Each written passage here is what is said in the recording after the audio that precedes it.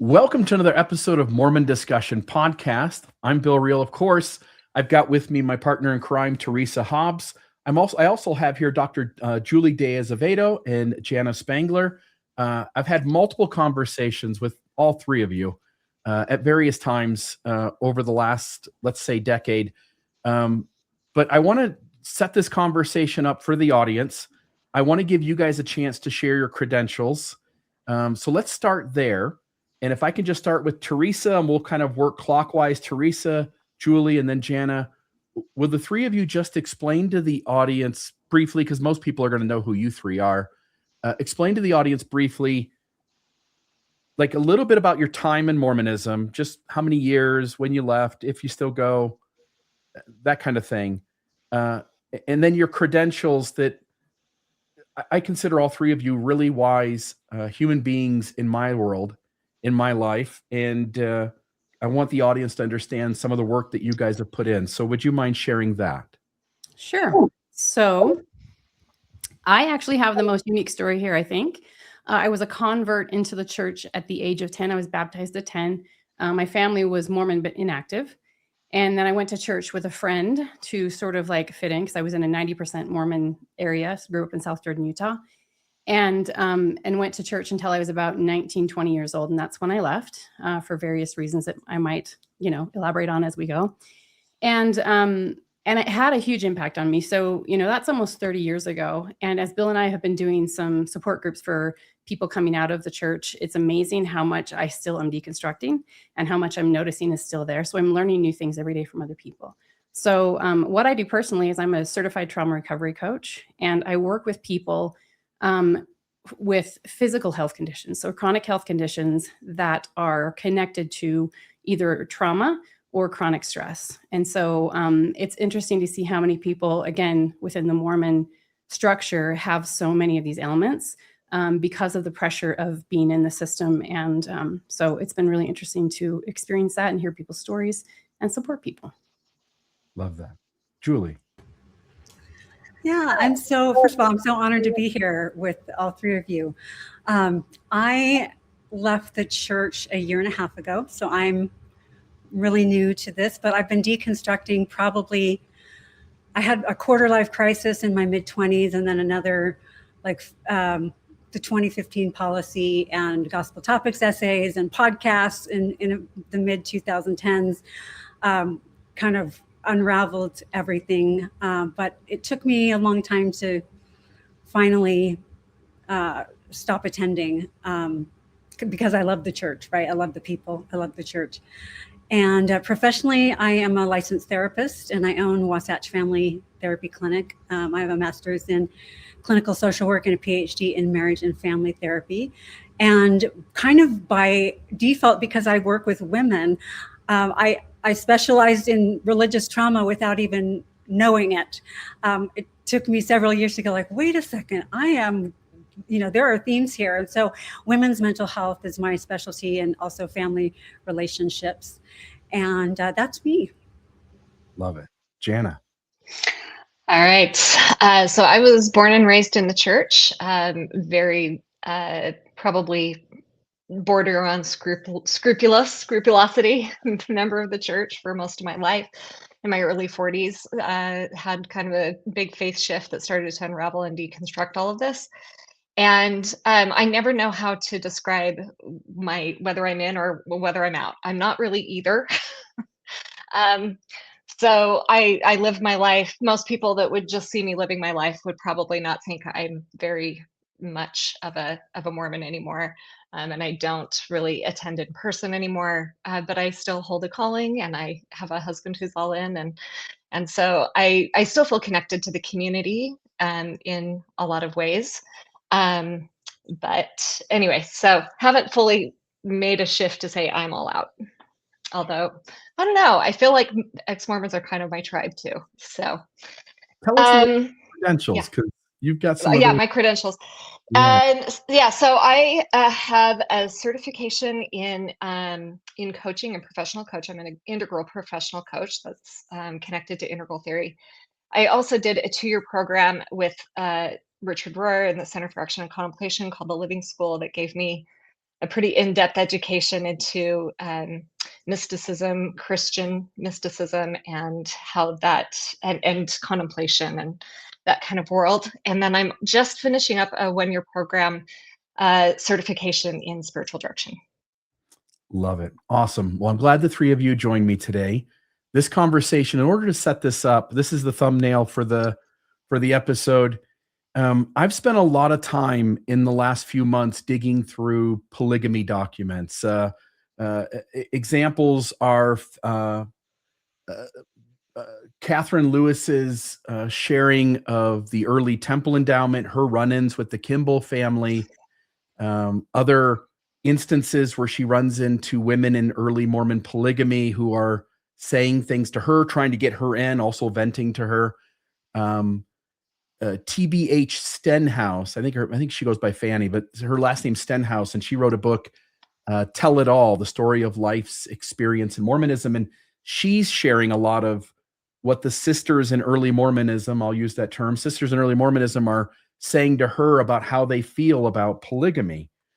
And as I've been going through all of these documents, it just strikes me one day that my brain's always picking out sort of human psychology, and I'm recognizing all these instances that these early women in Mormonism are being manipulated into not only belief, but compliance, sacrificing their autonomy, and what I think are lots of unhealthy things going on. And I thought, let me try to pick out some of these mechanisms, but what I'm going to be unable to do is speak to the female experience in Mormonism. And so to have the three of you on who have a professional world where you deal with people who have gone through faith crises, you deal with women having been traumatized and the effects of that, and then also having spent your time in Mormonism as well. And so you've got experiences both personally as well as professionally. And so let me set this conversation up this way. One of the things that becomes really clear is that there isn't just a single moment in any one of these early women, these historical figures, female historical figures in Mormonism. There's not this one instance in their life where it's like, boom, that's where he got them. That's where the priesthood manipulated them into belief. It really is a bunch of moments that sort of break somebody down in stages. And I'll just note that it shows that resistance was often broken down in these little bits of these little moments that were through pressure, secrecy, promises, fear, and ritual, until compliance, I think, becomes obvious as the only real choice that these women have. It's easy to stand back and go, no, they could have chose this, they could have chose that. And when I look at like Lucy Walker or Fanny Alger or the Lawrence sisters, I just don't see them having any choices. And those are just children, but there are tons of adult women who also experience these similar kinds of things. And so then I started to see certain kinds of patterns that stuck out to me. And I'll give an example of each pattern using these historical figures here on the screen. But I'll note that this pattern shows up over and over and over again in lots of other people. So with Emma Smith, she's threatened in the 1843 Revelation, section 132 of the Doctrine and Covenants, with destruction if she does not receive the wives that Joseph has been given, if she doesn't agree to do polygamy. And again, I see this in other places. One example really quickly is Lucy Walker, where she's told she has 24 hours to make a decision. Otherwise, the gates of heaven are closed against her. You get Helen Mar Kimball, who responds immediately with like detest towards polygamy. She's angry.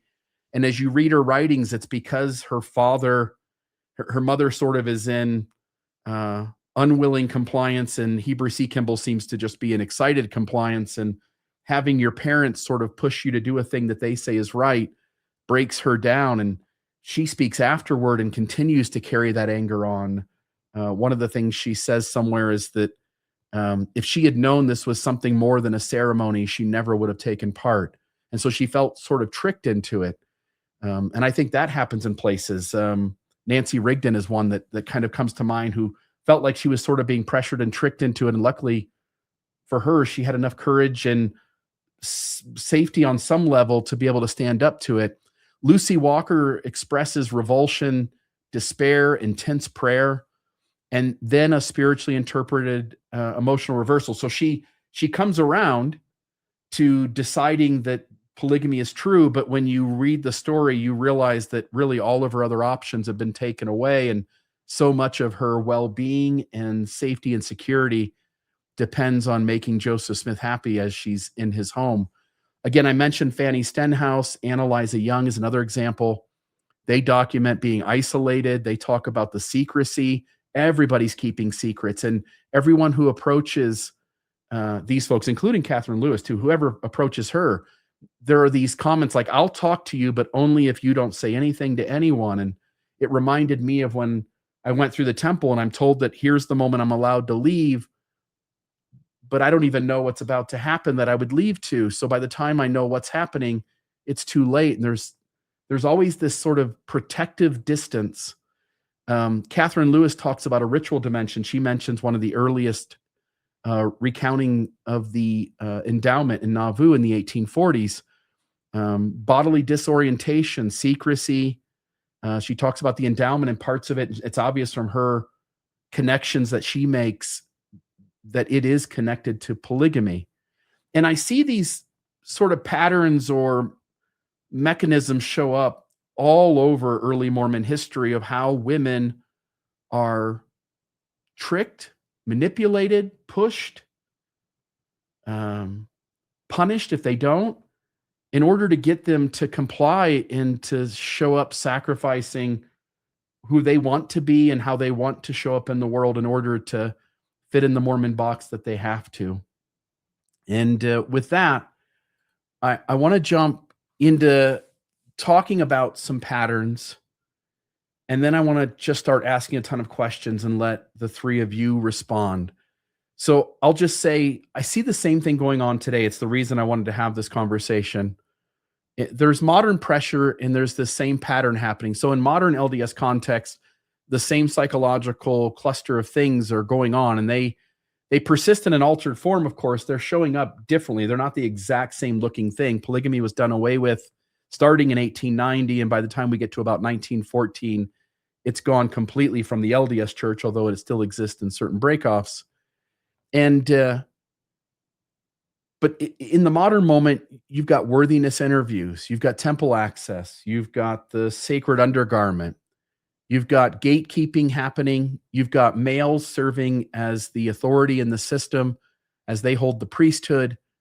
You've got differences in how women get sealed to men versus how men get sealed to women. Again, not quite as strong-handed as the days of polygamy, but it's still there. And then you've got these official modesty standards and reproductive norms. And even as Mormonism has softened or shifted and changed, it never really comes clean about those changes. So various generations of the church grow up with different perspectives about what is doctrine and what is official in regards to, say, birth control or abortion. And so one of the things I asked the three of you to kind of keep in mind as we go through the conversation today, but that I wouldn't, at least not necessarily, be asking directly about these 5 things, which is ritualization in Mormonism, how a system can create rituals that create power differentials, that create secrecy. You also have surveillance, so the ways in which a system watches over its members and keeps them from talking out loud, or if they do, making them feel like, hey, you're under watch, and if you go too far, like there's a punishment on the other side. Embodied obedience, and so sort of breaking down what you have to be and do in the system, and so you start to feel that inside your body, even if it's not said explicitly, you feel inside like, I have got to maintain the image of being a Mormon in a certain way. You've got the conformity punishments and incentives, and you've got fear of relational loss. And in a religious system that teaches families are together for time and all eternity, that becomes a really big one. There are real consequences in a believer's mind for not towing the line and not being a faithful Mormon. And these structures aren't just unique in Mormonism. One of the things I want to point out later in the episode is that we find these kinds of mechanisms, even if they have different names and different specifics to them, we've got the same kinds of mechanisms show up in other high demand religions out in the world. And so our close cousins, the FLDS, have marriage assignments and a lot of things going on with polygamy that show up in those early days of our history. And there are relational connections between how the LDS gets compliance versus how the Latter-day Saints get compliance. You have shunning in the Jehovah's Witnesses. They've got a 2-witness rule. And so if somebody claims to have been sexually abused, for instance, if it happened only in a room with you and that person, the Jehovah's Witnesses won't issue out any sort of discipline. They require that there's a second witness to the event happening, and which in abuse situations is rare at best. You get in other religions, ultra-Orthodox, gender segregation, modesty control. In the Jewish faith, there's the get refusal. So the get is a divorce paperwork, and essentially you have to have your system's permission in order to get a divorce. And so if you find yourself in an abusive relationship and the Orthodox Jewish system doesn't want to help you get out of that, then there's a lot of pressure on you to not to, and you're sort of stuck. And so I just want to note that this isn't just a Mormon issue, but we all have experience in Mormonism. And so that's the system that we're going to talk about today. And so the first one that I get to is this thing that it's a newer term to me. I understand what it means, but I hadn't heard the term before, but it's pluralistic ignorance. And this is the idea that, and again, applying it to Mormonism, this is the idea that women often discover that others privately suffer or doubt. They doubt polygamy, they doubt Mormonism as a whole, but public discourse remains conformity heavy. And so in so many of these historical examples, and I go back into the early history, and it becomes clear from their private writings that all of these women are experiencing severe pressure, turmoil, want to get away from polygamy as fast as they can, but then outwardly they help get others into the system. They say all the right things. They seem loyal to the brethren. And so thank you, by the way. So watching all of this take place, keep an eye on me, by the way, because I'll turn it on one monitor and not on the other. So thank you, Teresa, if you switch that over. And I see that in modern Mormonism too, where so many of us are experiencing one thing in our heads and another thing in how we portray the public discourse, how we talk to those in authority. And I've even had conversations with apologists. I'll name some: Patrick Mason, Terrell Givens, Fiona Givens, Richard Bushman. And when I've talked to them through the interview, they say one perspective. And then when I get done with the interview and I'm like, hey, the interview's over, can we talk for another 10 minutes or so? And I'll ask some other questions. And it's really clear to me that their private perspective of Mormonism, which I would consider more truth, is very different than their public discourse. And I've always felt like there's a dishonesty in that, but some of us feel really pressured sort of to have to do that. And so I want to start off by asking you I'll take this off the screen for a moment, asking you for, like, earlier on, when you would have considered yourself believing, participating, active, faithful, is there any bit of you that's aware of, you have thoughts in your head that don't run quite with the system? There's pressures on you to portray that a certain way, perhaps. Do you notice in others that's going on, or do you really feel isolated, that whatever unique thoughts are in your head that run counter to the system, that you aren't really safe or free to say those out loud, and you're unaware that others are doing the same thing? I know it's a big, complicated question, but I'm curious if any of you three want to jump in and share something about, like, that dichotomy of private versus public perspectives in our heads. Yeah, I'll dive in. So I went to church with my parents didn't go to church, they weren't active, but I went to church with my best friend, whose father ended up being my bishop, and they had 11 kids. So very orthodox, well-respected family, in our church. And I remember the mother, every time she would have another child, she would be laid up for, almost the entire pregnancy. It seemed absolutely miserable. She was overwhelmed. The kids were raising each other. But they were held up in the church as such a pinnacle of what to achieve. And so I think I saw early on, just me witnessing and noticing that family, that there was the inside, experience, which her inside experience did not look fun, didn't look pleasant.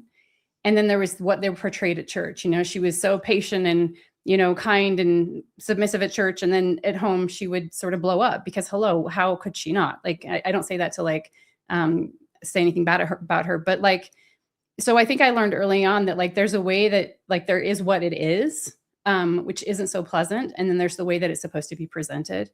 And it was also interesting because probably because I saw her experience, everybody talked about how motherhood was like the pinnacle of our, that's what we were supposed to achieve, right?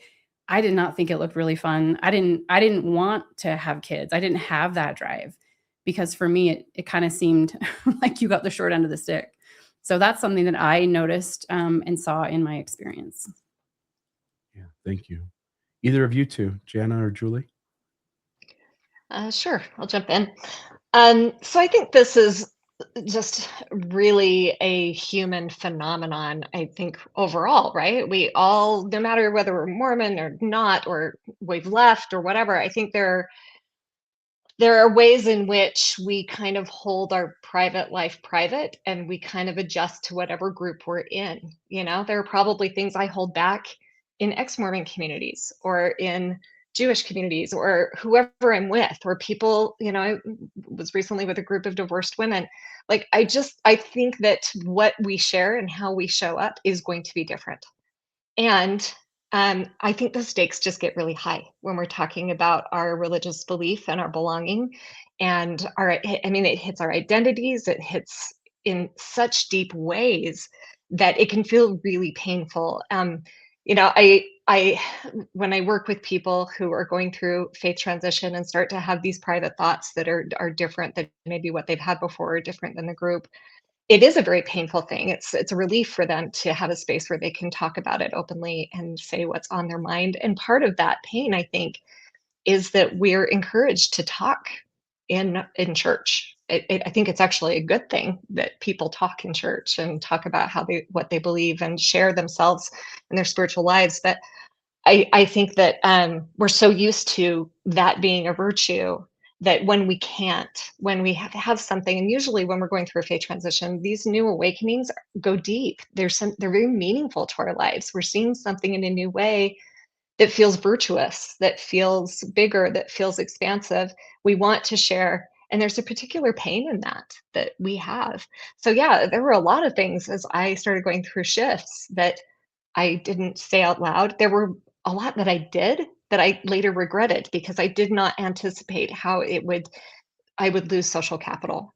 I was a trusted member of the ward and it was a really difficult thing to move out of that space. So I don't know. I think we all wrestle with this as humans. Just leaving the church, I don't think even shuts it down completely, but what I do notice is that we do tend to want to and be able to create more spaces where we can be more free with exactly how we feel and have maybe a little more differentiation and accept that different people are on different paths. Yeah, you hit on our system, Mormonism. You go to church on Sunday and it gives you room to talk. You can raise your hand, you can answer questions. And I think I've always been aware that there were only certain things that I was allowed to say.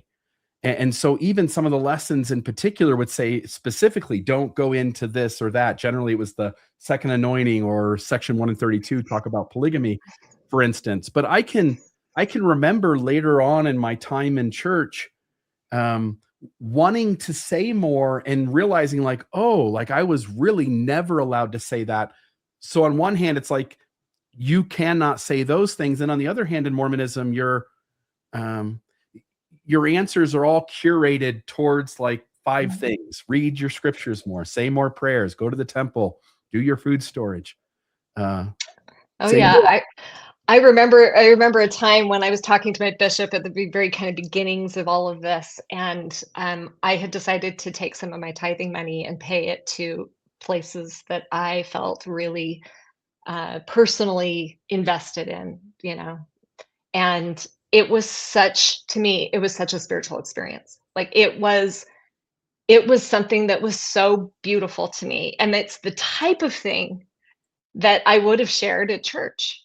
But I knew I couldn't share that at church because diverting money away from your tithing money away from the church, though a lot of people do it, people don't say it out loud. And so that's an example. Yeah, the other thing I was gonna just touch base on is that you noted that this is a human thing going on. It's not just Mormonism. And so part of me wants to give like Mormonism a bit of a break and go, in all stages of our life, in all places in our life, we are holding back from giving all of ourself in the public sphere, whether it's at work or school or at the Thanksgiving table with family. And I want to push the other direction and say, like, you could have sat in the Methodist church and told them where you were donating your money and nobody would have cared. You could tell the Methodist church, like, hey, I know I'm going to the Methodist church, but I'm not really sure if Methodism is exactly true. And the Methodist leadership would have been like, yeah, us either. And that would have sort of been how it went. And so I just want to note that some systems require more rigid orthodoxy in belief than other systems do. Anything you want to say, Julie? Otherwise, I'll ask another question here and get some feedback on that. Yeah, I think that the most simple example of this is the phrase, I know this church is true. I think most people who say, I know this church is true, don't know. They believe or they hope or they have faith in. And so I remember feeling pressure as a kid to say, I know this church is true. And one of my times bearing my testimony, I said, like, I felt like such a rebel. And I said, I believe, like, I hope this church is true. And it felt rebellious because I wasn't doing the thing that is expected. Yeah, that happens a lot. I imagine, I'm wanting to ask, at some point, each of you, as you kind of figure out Mormonism maybe isn't for me, or I don't believe exactly as the system would like me to, when that first onset happens, do you sense that, like, I'm alone in this? I don't think anybody else around here is feeling the way I do. Is that fair to say that all 3 of you experienced that? I know I did. Julie's taking a second to think about this. No, I think that by the time I really was wrestling with it, there were podcasts. Yeah. And I had clients for 30 plus years expressing their doubts and questions, and family members. And so I don't think I ever really felt alone. There were always people that were echoing similar things in my world. So I feel really, really lucky. Yeah.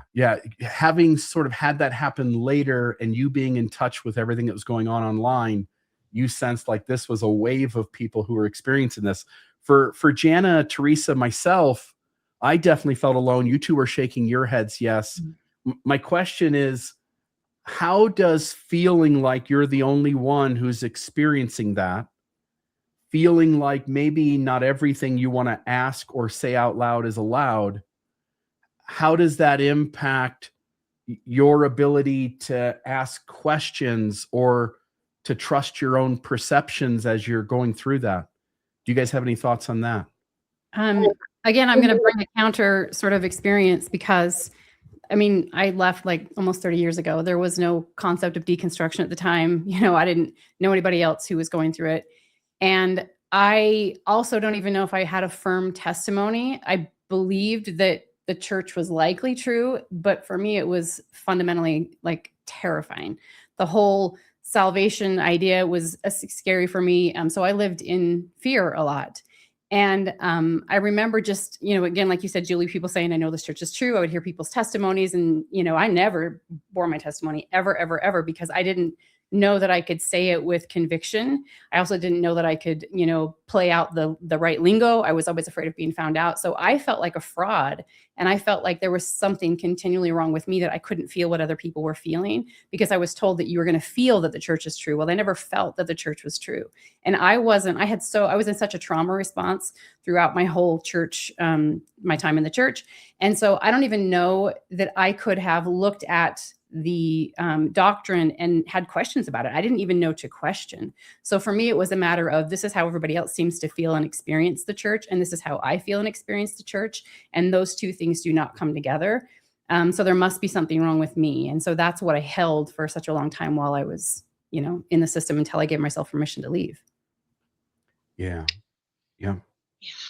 And yeah, I would say I definitely thought I was alone. I didn't think I was alone in having the questions. I thought I was alone in having the questions and still being in the pews. So I thought that if I started asking those questions, I would just be out. So I was really afraid to do that. I was really afraid to ask the questions, and I didn't let anybody know. I spent almost a full year in that place of just thinking I was the only one, and being really scared. And it was actually, I think I've told you this before, Bill, it was listening to your podcast. Yours was the first podcast I ever listened to of any kind. I just wasn't a podcast person, but I was blown away knowing there were people asking my questions that were still in the pews. That was very important for me in the journey, because I knew there were places to go where people were out. But as far as trusting myself, I actually want to say that me starting to question was the first time I really did trust myself. Mm. Because I think that when things were problematic for me, I never thought it's problematic for the system, in the system. I thought I'm problematic. So I always thought it was me. Mm. I always thought, like, what is wrong with me that I can't connect with God right now? That God won't talk to me when I'm super depressed, or when I'm having a hard time with something. What's wrong with me? And my faith transition was the first time when I said, what if it's not me? What if I'm okay? So it actually was the beginning of a really beautiful process of trusting myself. Yeah. I felt alone, not necessarily in my questioning, but in my aspirations as a young person. I felt like something was wrong with me, and I really had to try and hide. Well, I'm going to grad school, but I'm going to work part-time and I'll be a mom. And like, I really have downplayed, because I knew that wasn't culturally, it wasn't okay to be a woman with high aspirations and a family. That was considered selfish. And so in that way, I felt like I had to portray something different than I actually felt. And I felt like something was wrong with me. Yeah, I can relate to all of those. Jana, when you talked about finding my podcast, that's how I felt about John Dehlin and Mormon Stories. Was I'm listening to him interview Terrell Givens, Richard Bushman, Sam Brown, Brant Gardner, Claudia Bushman, Fiona Givens, and as he's had Michael Cole and people on the outside as well. But when he had those conversations, it was things that I'd been reading about that I wanted to talk about, but it just is so clear to me that church is designed to avoid talking about the fact that the Egyptian papyri doesn't match the Book of Abraham, or that Joseph Smith's treasure digging is actually out of control and not limited to some sparse activity that he gave up quickly. And you can tell, like, oh, I never get there inside the 3-hour block course, now 2-hour block.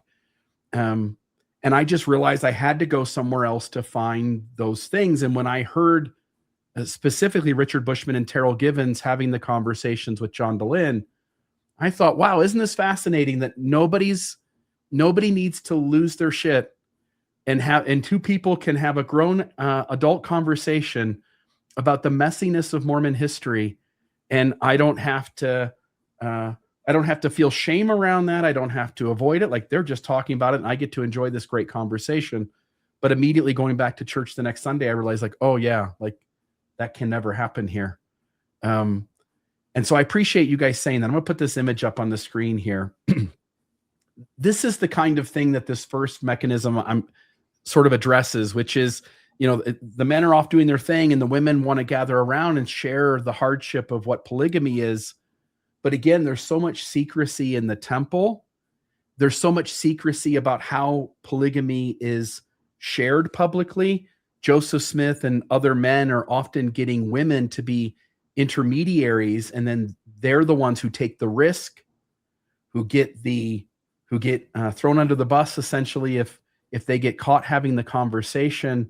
So essentially men just passed off the responsibility and the shame and the risk in the situation by having these female intermediaries approach other women, but often under the oath of secrecy. And so these conversations would happen only one-on-one. Nobody can talk about it. And so to have, like on the screen, to have the women get together and be able to chat, this just didn't happen. And we know this because Emma Smith is the president of the Relief Society. She has all these sisters with her, and she's clueless to the fact that half the people in the room are married to her husband. And so she's venting to them, and they're all playing the part because they can't tell her that they're on the inside of this whole operation with Joseph. And so I'll just say that. And so that's just the questions there to ask. This next mechanism is called preference falsification. This was a new term I heard as well. I know what it means, but I hadn't heard the name for it. And so this is the idea that a woman may feel revulsion at first, but that the system rewards her for voicing submission, for sharing her testimony, for exercising her faith, for making the sacrifice, for showing her loyalty. Helen Mar Kimball and Lucy Walker are really good examples of this. They both, in their private writings, clearly express that they are feeling reluctance to enter into polygamy. But then they're both told not to say things publicly. And so then they keep the secret that's eating them up inside. Lucy sort of prior to the polygamy, and Helen Mar Kimball both before and after. And this doesn't prove insincerity. I made the comment earlier that I sort of felt it was unethical when apologists who deem themselves as the guides to help people on the journey are presenting a different perspective publicly than what they really think privately. I think that's sort of tricky to the person who's looking to them for answers and who has doubts. But I also wanted to note, that's not necessarily all bad. We all feel pressured to show up in certain ways in the system. And so with Helen Mar Kimball and Lucy Walker, for instance, I don't see this as them being insincere. Rather, it shows how institutions can reorganize what counts as sincerity. And so when emotional relief to Lucy Walker, for instance, occurs after this intense conflict where Joseph gives her 24 hours to make a decision. He's already sent her father on a mission. Her mother has passed away, and he brings her into the home and puts immense amounts of pressure on her to comply with polygamy. Well, it makes so much sense why she would privately feel turmoil and publicly want to comply. And so when that happens, when someone is getting manipulated in a multitude of ways in order to look the part, it shouldn't be any surprise that they show up and look the part. But that doesn't mean there's not a ton of duress underneath. And so here I just, I had AI create a little image, and it shows sort of on the right-hand side, people who show up at fast and testimony meeting saying all the right things. And I did this in the middle of my faith crisis when I was essentially all but assured that the church was no longer true and probably not even good. And I would stand up and still share my testimony to look the part, to belong, to fit in the group. And so on the right-hand side, this young woman's doing all the things to sort of show outwardly that she's a good Mormon, but in her private side, she's having lots of hard conversations with her husband, with Heavenly Father in prayer, with other people in the church. I can remember meeting in Santa Clara I was beginning to be very outward in church about some of my disbeliefs. And most of the ward was telling me to be quiet and not to speak up. But then when I go home from church the one day, I'm walking home and this couple's like, hey, come here. And I go sort of hide with them in their garage behind, like they have the door mostly closed and we're like hiding in the back behind things. And they're like, hey, we feel this way too. Like we've got questions and things don't add up. And again, there's this sense that you can't show publicly what you show privately. And so with that, I wanted to ask, can you remember times in your life where you publicly said one thing that you no longer thought was true or believed, or that you presented it in such a way publicly that kind of in your private truth wasn't accurate? It wasn't safe to be honest, and so you played the game that the system sort of ask you to play.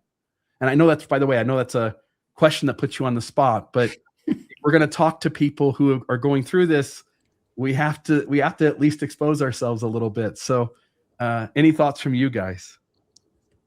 I have some thoughts. I have spoken publicly about different cultural issues and relating to the church, and I have often softened what I actually think to be more palatable, and I still got in trouble, but it wasn't as strong. Like I didn't say it exactly how I would say it if we were just in a conversation. It was kind of more couched in kinder, more neutral language.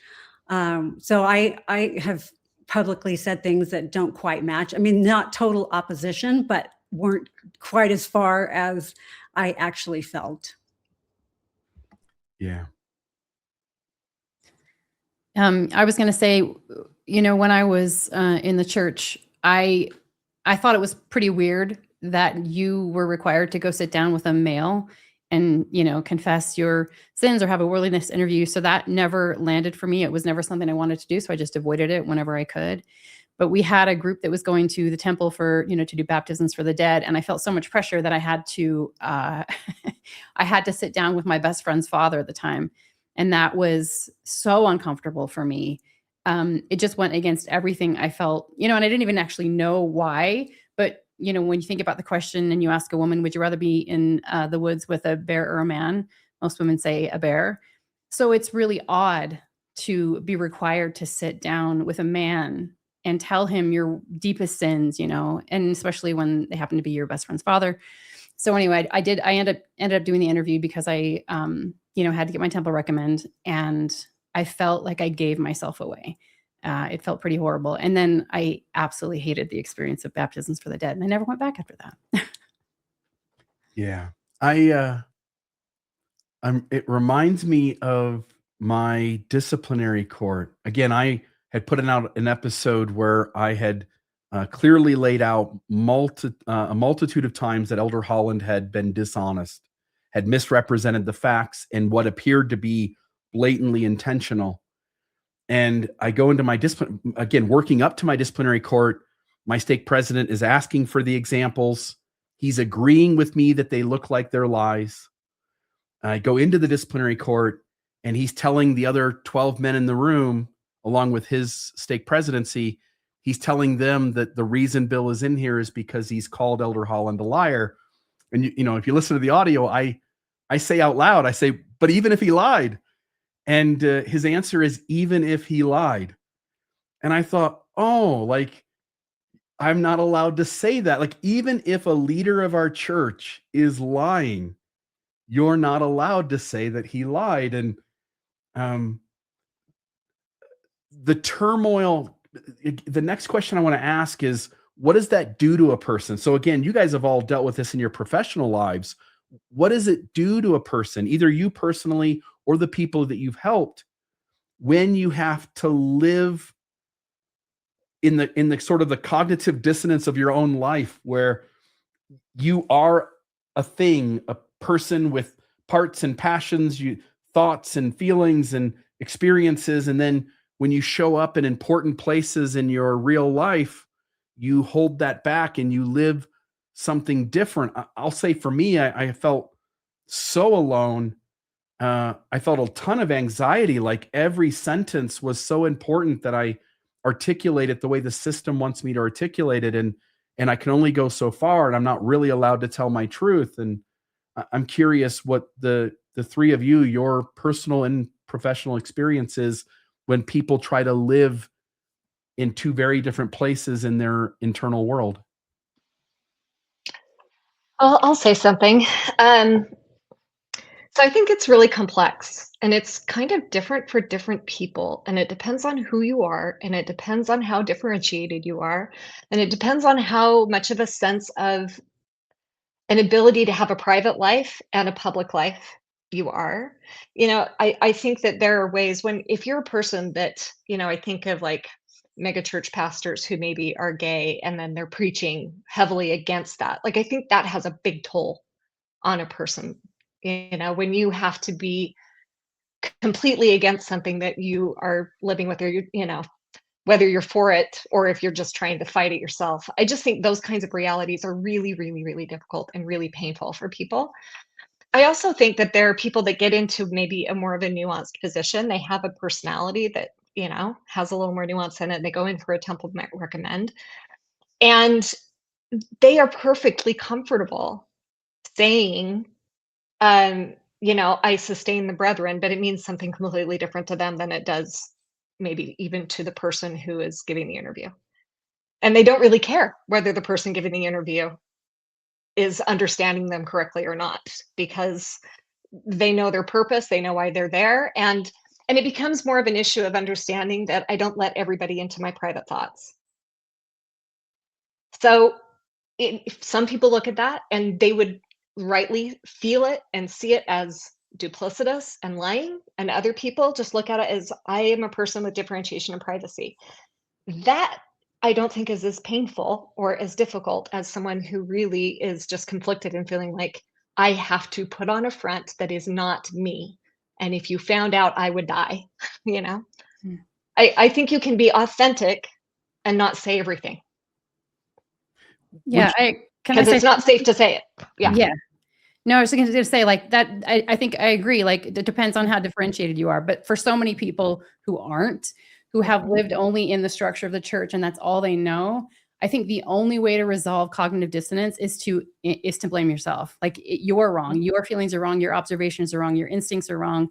And so you're the one that's missing something. And that creates so much internal tension for people. And when they finally get, again, like I loved how everybody sort of shared, like there's like a moment where everybody sort of had permission to actually question, to kind of be where they were. And for me, it was when I worked at a river rafting company when I was like 20. And I got to meet so many people from all over the world, and they had different perspectives. And it was the first time I ever recognized that, oh my gosh, you can be a good person and not be a Mormon. And that's what unlocked it for me. That's what helped me to step away. And it gave me the permission that I could start tuning inward and start trusting my own information and recognizing that, like, whatever was going on out there was different, right? It was a part of what allowed me to differentiate and start to see myself as separate, which was part of my healing process. But it is so painful when you're in it, the struggle that people go through. And, for a lot of people, they don't get that permission slip until much, much later in life, so. Yeah. All right. I want to ask you, Jana, do you sense though that the system itself, the Church of Jesus Christ of Latter-day Saints, yes, I remember Claudia Bushman, for instance, giving that advice to people, like just tell them what they want to hear. If you want to be at the temple, tell them what they want to hear and go to the temple. Do you sense though that the church itself never indicates to you that you're allowed to do that? You really have to figure that out first before you could show up that way. I would say, people who have that or have either been taught that, or they just have something in them that holds on to that authority. There are people who grow up in this thing. I've talked to them all the time where they're like, yeah, I just wanted to do that thing as a kid, and so I did it, and I didn't feel any guilt. Like they just have an ability to pick and choose what is theirs and what isn't, and leave the rest. some people are just built that way. Does the church encourage any of this? Absolutely not. They're there to hold order, to help us understand what they believe is going to lead to the greatest happiness, and that has largely been institutionalized by people that are more ordered than that don't have that kind of differentiation, that have that, like, this is the way to do it. So yeah, the people who develop that, it's in spite of the system. It's not because of the system. It's kind of like the gay kid he believes Mormonism and he knows his gay doesn't fit, but he believes Mormonism. And some of us further along the trajectory or out of the church altogether, we would go like, hey, like if this isn't healthy for you, like don't be here. But on the other hand, like that kid isn't going to figure it out until he figures it out. And before he figures it out, maybe really horrific things happen and he takes on ideas about himself and about how he fits in the world and how God looks at him that could be crushing before he figures that out. And so, yeah, I think people, certainly there's a group of people who realize like, oh, this is just a religious system. And of course they're going to hold to their way of doing things. And I've got this flexibility to do or not do that. And there are others who don't know that they're any different. And it's the only way they know how things can run. And maybe they're going to experience a lot harder experience in Mormonism if they don't quite fit in the box. Any thoughts from you, Julie, before I move on from here? Just something that Teresa said about blaming yourself. It reminded me of what children do when there's dysfunction or abuse in the home. They blame themselves. It's a way of getting control. It's like, and I see the church as like the parent and we're the child. And, if it's my fault, then I can do something about it. I can just be better. I can do better. I can change. If the system is the problem, then I'm in big trouble because I'm dependent on the system or the parent or the church or whatever. So I think there's an element of like, it's a way that we get control is to self-blame and to think that it's our individual problem instead of a systemic problem. Yeah. And again, I think the system does that, right? With people of color, it said, hey, I know you've got, a different skin color, but it's because of the way you behaved in the pre-earth life, or you're carrying some curse around that the rest of us aren't. And if it's, somebody who's gay, we used to say that was a choice. And so shame on you. And if somebody has doubts or steps away, then they're a lazy learner, or they're an apostate, or they're the chaff among the wheat or the tares among the wheat. The system, and even for the faithful believer, the person who has the right thing happen, you're taught to give the credit to God. And if the wrong thing happens, well, maybe that was you. And so I think in any way that you don't fit in the box inside the system, it is creating labels that are made to have you point at yourself or look yourself in the mirror and go, I think I'm the problem. The next one I've got here is cognitive dissonance. I don't really need to explain this one. We all know what this is, and hopefully the audience does. I'll just really quickly, from a kind of a surface level, it's when the brain is stuck between two contradictory positions.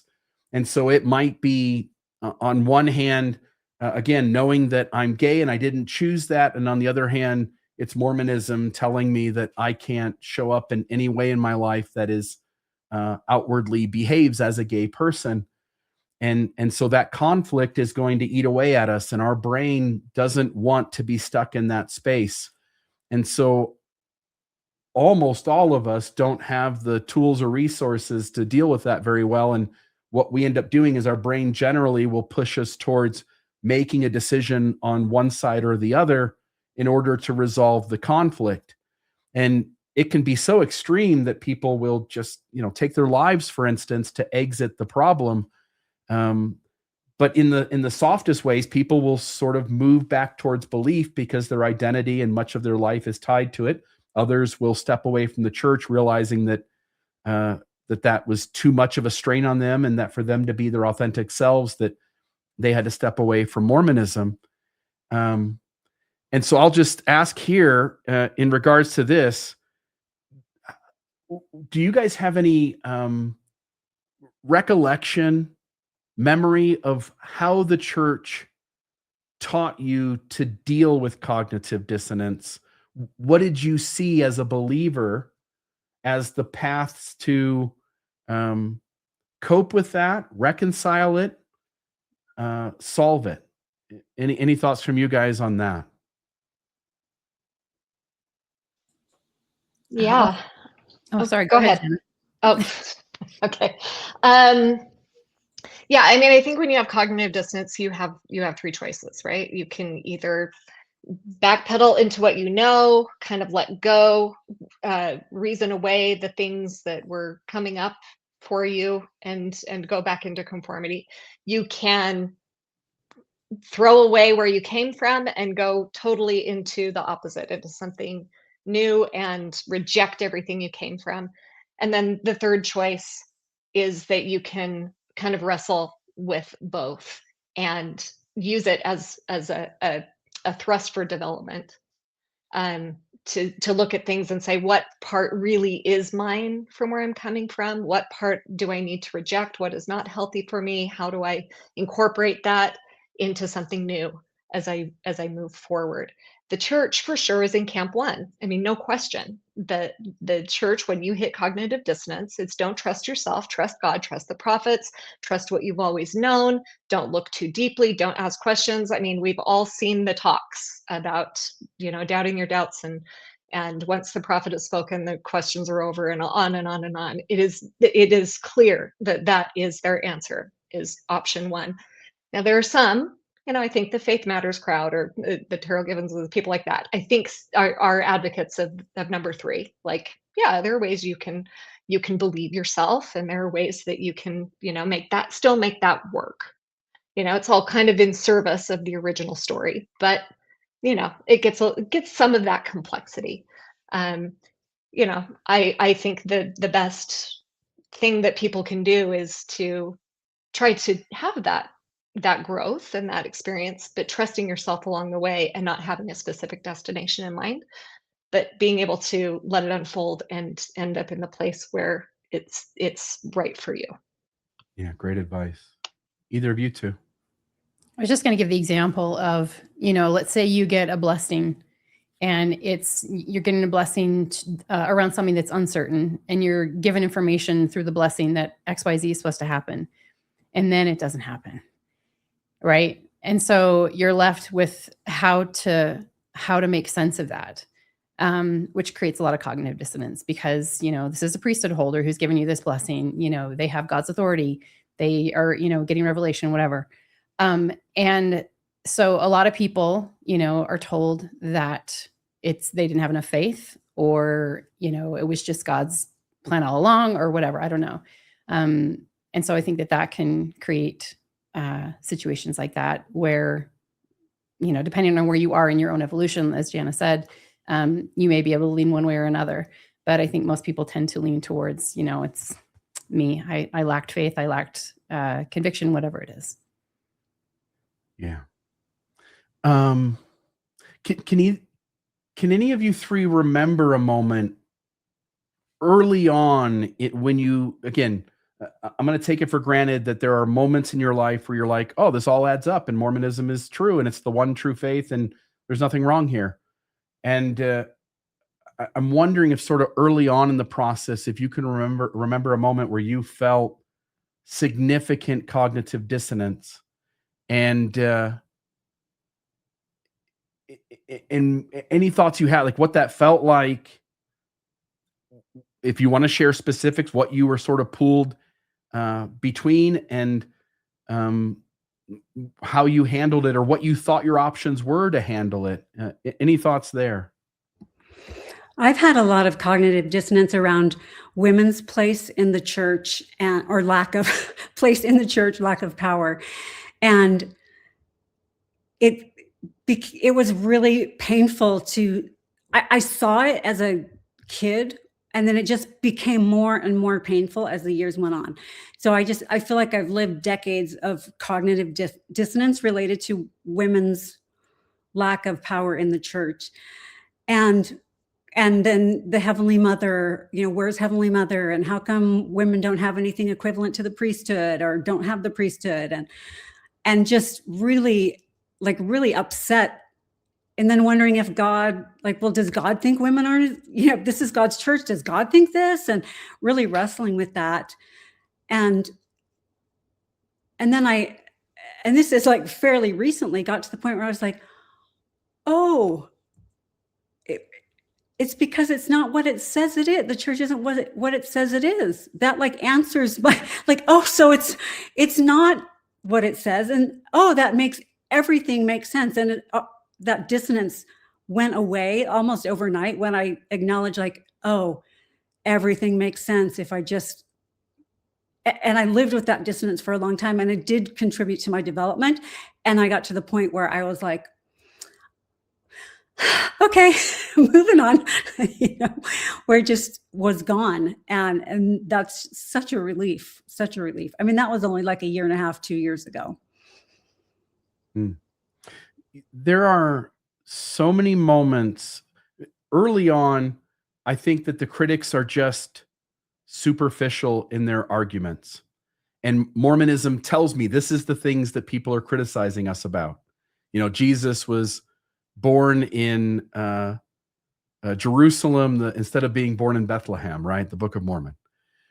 And I would go Mormonism adds up. It's just these silly people who create these dishonest arguments against Mormonism. And when I start to realize that there are real contradictions, I come to a place where eventually I start to see the disagreement among the leadership. I see Brigham Young say something, and later on, Bruce R. McConkie and Spencer W. Kimball disavow that, for instance, the Adam God doctrine. And when I start to sense the incohesiveness among the top leadership, certainly at that point, I start to feel more safety in being I can disagree with these guys. What makes these guys right? But that doesn't happen for me anyway until much later on. And I think it's really tricky for somebody who has been told that all these things add up, that these people speak for God, they only teach the truth, they know the doctrine, you should trust their voice. Anyway, any other thoughts from the other two of you in regards to moments in your life where you've experienced severe cognitive dissonance and what you did about that? Yeah, the big one for me in the beginning of my journey was the fact that I had started listening to a lot of other faith leaders and just health and wellness gurus. So, whether it was Brene Brown or Thich Nhat Hanh or Richard Rohr, or people who I felt were holding spirituality, but holding it in a really healthy way. And I started to notice the difference between their advice and what I was hearing in general conference. That was a big one for me. Or seeing people who were close to me going through some really painful personal issues in marriage and getting just horrible advice from their spiritual leaders, truly horrible advice. And at first it's easy for you to be like, oh, that's a bad egg. I mean, bishops aren't really trained for that. That's, they just kind of stepped out of their lane. But when it started coming from general conference and I started hearing things that were directly opposed to what I just felt like was either soul expanding in a spiritual way or was just really healthy life advice or open, loving, inclusive life advice. When I felt that difference, that's what really started to get to me in my journey. And it wasn't until the moment that I took my authority back and said, geez, what if it's not true? The first time I was able to really admit that question to myself, what if it's not true? And then I still had ways of working it out. I'm a great apologist. I can find ways to make anything make sense.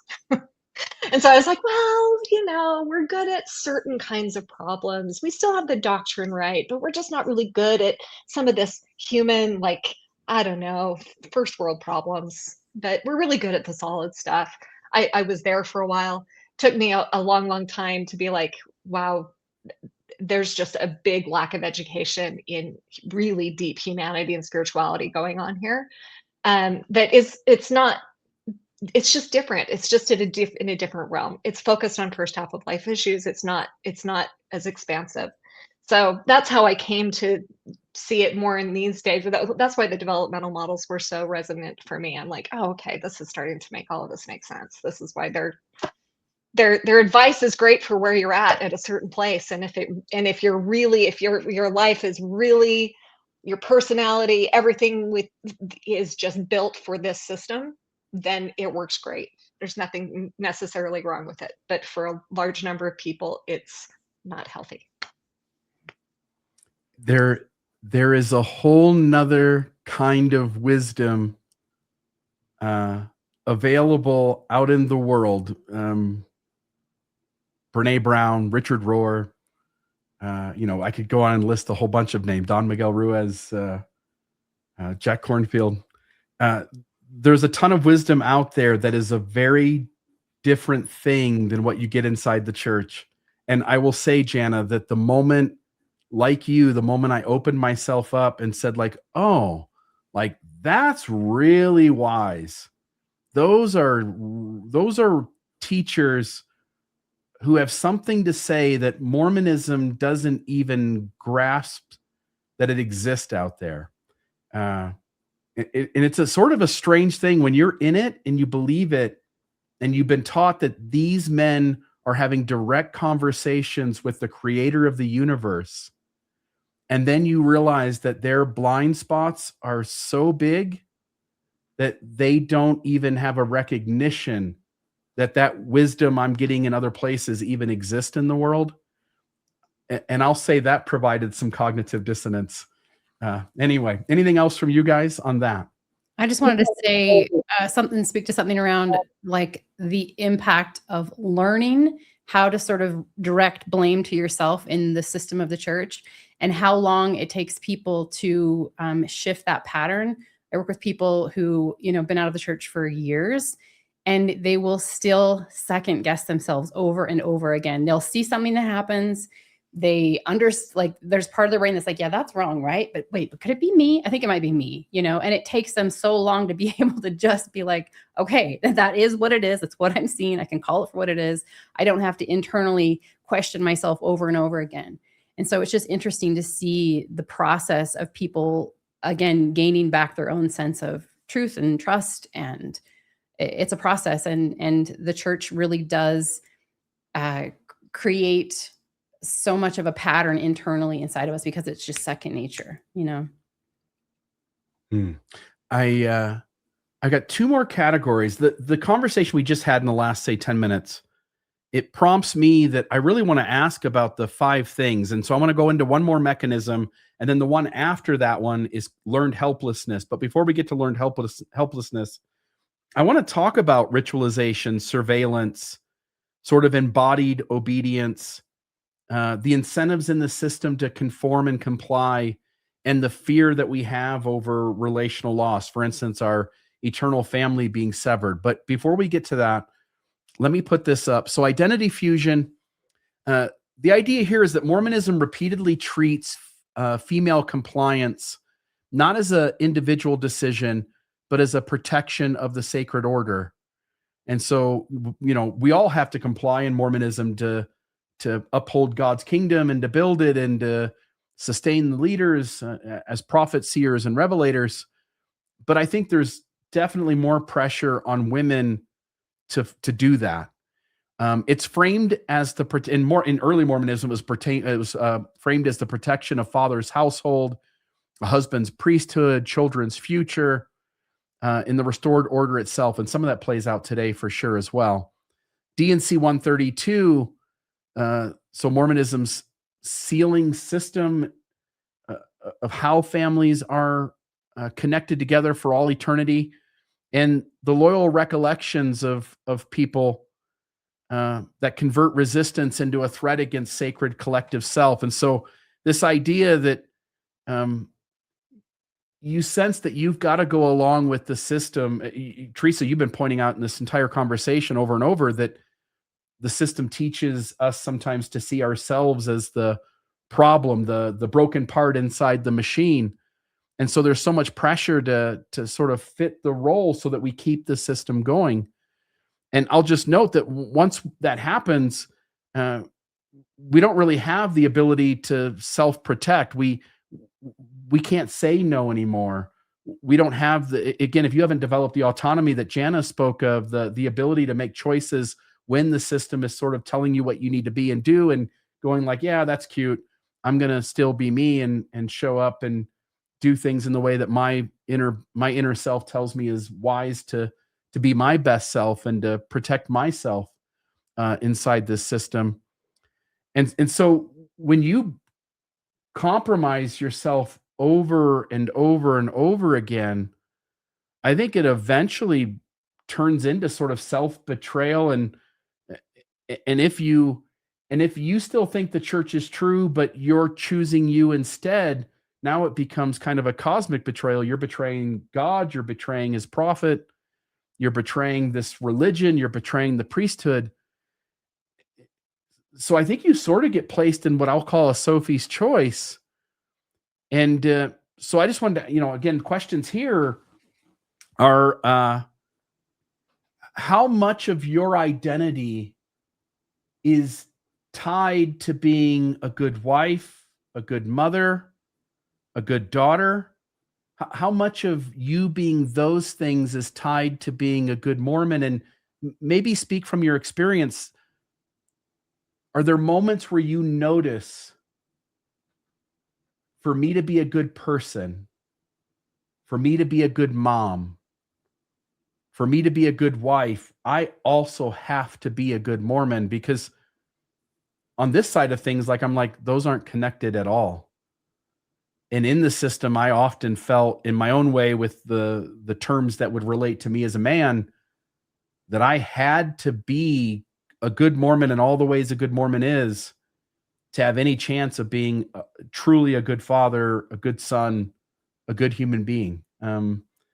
Any thoughts on that connection? I want to jump in real quick because this one's interesting. So I always thought that in order to be a good person, you had to be a Mormon. And it wasn't necessarily you have to be a good Mormon. You had to be like a good enough Mormon. You had to just get by. And so when I started questioning and I wanted to leave, and also, by the way, you're told that we're the chosen people, right? Like being a Mormon is so special. And I did feel that. It was like, oh, I'm tied to this like really special group. I'm a chosen person, whatever. So there was that kind of pride that I had in being connected to Mormonism.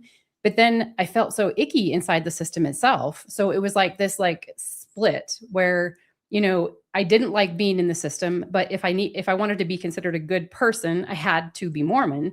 And so then when I chose to leave, it was like letting go of the idea of being a good person, right? Like I'm leaving Mormonism. That means I can't have this stamp of you're now a good person. That took me years to unwind.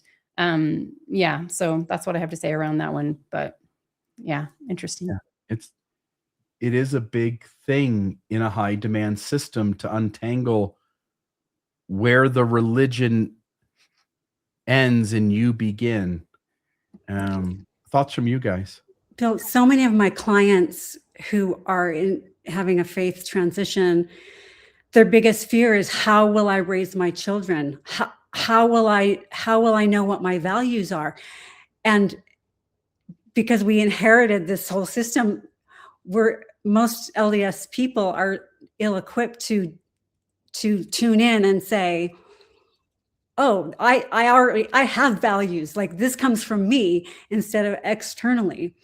And one of the biggest pushbacks I've had from online apologists is that I talk about trusting yourself, and they've come at me as if that is like, well, you have to trust God. You can't trust yourself because you're selfish, and it's like, what? This is just a mental health, basic principle of like autonomy and making decisions and agency. But it has been, when I talk about it, you would think that I am just, saying something so blasphemous, like this idea of having a self and having yourself decide how you want to raise your kids, or whether you're in or out of the church. How do you want to raise your kids? What are your values? What do you want to do with your life? Like that's some big heresy. And it always makes me laugh because, as coaches and therapists, like that's what we do, is help people develop a sense of self. Like that's, help heal the sense of self. And anyway, it's so fascinating how that is, I get so much pushback whenever I talk about developing a self that's independent of the system. Julie, how did you, early on in your work, when you're solidly in the church, how did you think about, reconcile sort of the difference in what Mormonism tells us to do, how to operate in our life, and how your professional work had trained you to do therapy and to show up healthy? What a healthy, integrated, self-aware human being behaves and shows up as, versus what Mormonism is telling you it's the expert on human behavior and it's laying out the rules. And there's such a difference between those. How did you deal with that early on? Yeah, I decided that Mormonism was wrong when it came to human behavior and emotional health and mental health and healthy relationships, and that my profession was scientifically based, and that I trusted my training more than I trusted the church. And I know that's like a big risk to decide, but that had worked. And in my own personal life, I have been in therapy on and off since I was a teenager, and saw the benefits of evidence-based therapy and what it can do to how it transformed my own life. And so I had lived experience, then also, years of education to go, I'm going to trust this. And, the leaders are special witnesses of Christ. So when they witness of Christ, I'm going to listen. But other than that, like if they're talking about gender roles or whatever, I'm going to kind of go to, what I've learned in my practice and my education. Yeah, because not all Mormon therapists do that. I just got done doing an episode where we talked about Jody Hildebrandt, for instance, but there were other people that I was talking about, both specifically and generally, where somebody goes and gets the degree, they go to college, they are trained at university on what are the healthy ways that we help people who come to us, what are the healthy ways for them to show up in their life, how can we teach them the tools and resources that they can move towards a more healthy position in their own behaviors, their own life. And yet there are so many Mormon therapists who do the exact opposite, and they go, wait a minute, there's a difference. Church is true, so I know that the church's way of doing things is the right way. And so now they're treating clients as a therapist, but really they're perpetuating Mormon ideas around what somebody should be. And I think inevitably almost all of those instances turn into significant harm. And it's unethical. It's so unethical. And there are a lot of LDS therapists or any religious therapists who put their religion above their profession. And that goes against what we've agreed to do as licensed mental health professionals. Like it's totally unethical. And yeah, Jody Hildebrandt is an extreme example of that, but is a really good illustration of, when you privilege religious teachings over mental health principles, like you get into a lot of dangerous territory.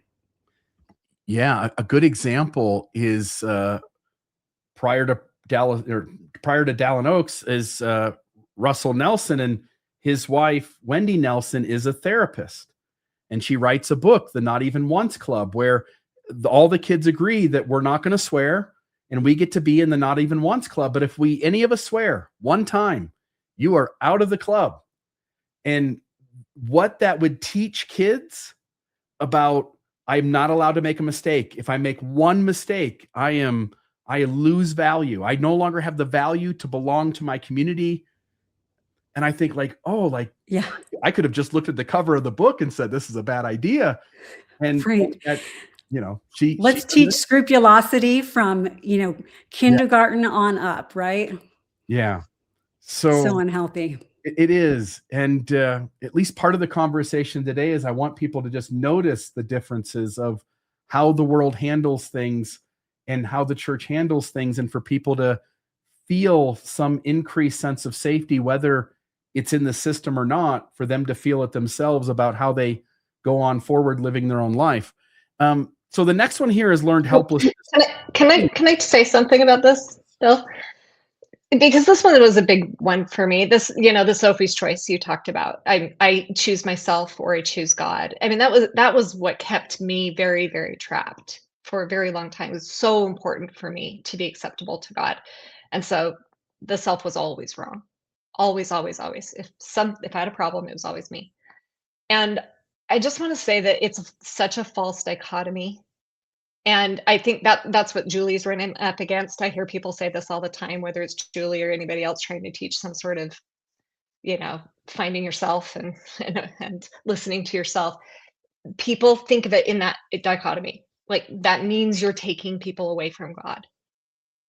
And that has been one of the most beautiful realizations on this side of my faith transition, has been that they are the same. They are one and the same. The God that I sometimes believe in,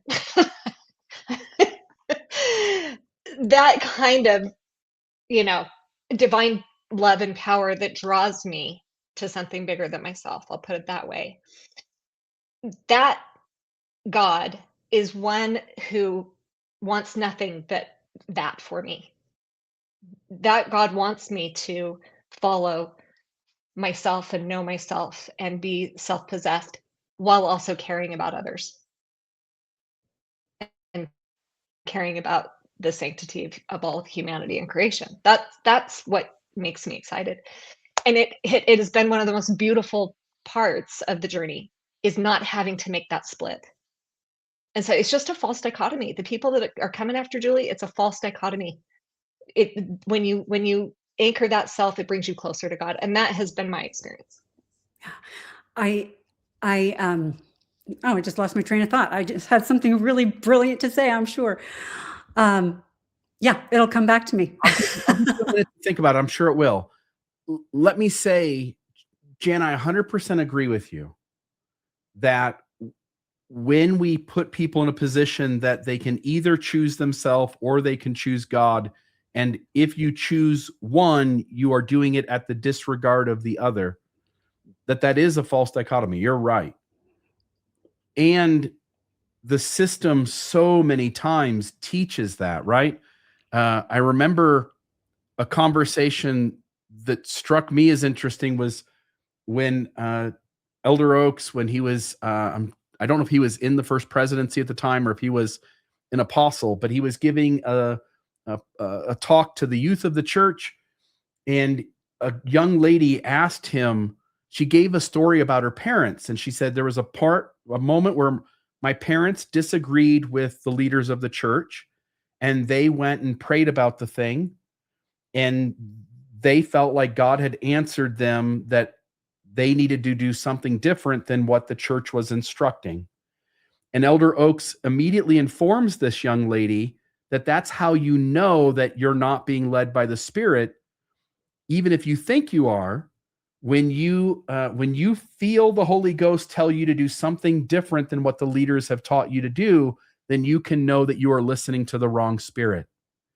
And I thought, well, you just created for that person that, like in Mormonism, on one hand, we say we get to have the Holy Ghost and it's there to help us know the way.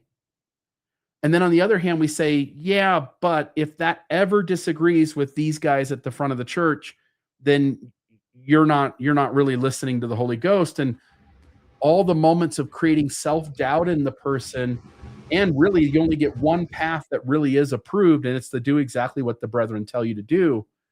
And so, yes, it's a false dichotomy, but people listening to this need to recognize that that it really is up to you to buck against the system itself and say, like, I don't care what they say. I'm going to nuance it. I'm going to allow myself to choose me over the church at times, and just recognize, like, that was the right choice. And if there is a God, certainly he's happy with me making the best choices for me about what is healthy for me and what is right for me. Yep. Julie. One of the things that I came to, and then I proposed to active clients who are still believing in God, is what if God is working through what you want? What if God is working through what you think? What if God is working through what you decide? What if that, like you're saying, Jana, what if that's the same thing instead of this separate thing? Like, what if that is God? And so many clients have never even considered that, because what you're saying, Bill, it's been portrayed as it's God or you, and those are separate and different, or God and the devil, right? Absolutely. And I also want to your point, Bill, I want to also say that there is a phenomenon out there where, people like me will be out there talking about how you can hold this in a healthy way and be nuanced and blah, blah, blah, blah, blah. And I just want to say that sometimes, especially when you're raised in this and you think that there is that dichotomy, there are people who literally the nuance isn't safe for them. Like, that's not the choice for them. And often they hear a nuanced person and they think that's the virtuous thing, is I've just got to take on these traits and I've just got to find this autonomy and and then all will be well. So while it is true that people with more autonomy can be more healthy in it, it doesn't mean we should all be that way. And I just want to let people know that your path is yours. That's why you have to wrestle with it in your way. And there are people that literally are never going to go to their bishop and say, I sustain, unless it's actually, they know that the bishop is understanding exactly what they are saying and they're not lying in any way. And you know what? It's not going to work for you. It's okay. It's okay. Be well. Find the place where you are well.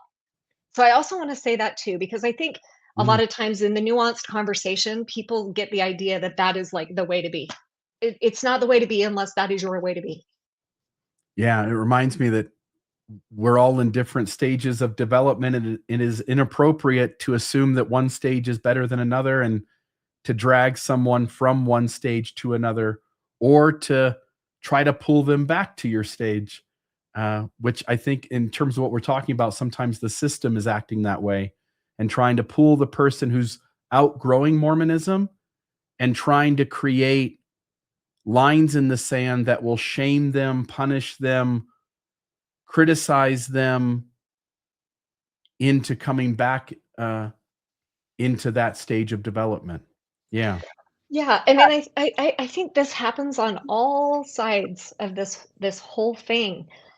People who have left the church and are really experiencing a flourishing want to bring everyone with them too, right? Like, it's recognizing that, yeah, the church sets up this.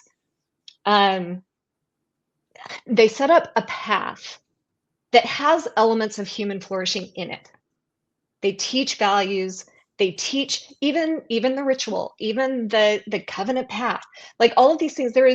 There are elements of human flourishing in all of that. The damage is when you say this is the one, and it doesn't matter if it fits for you.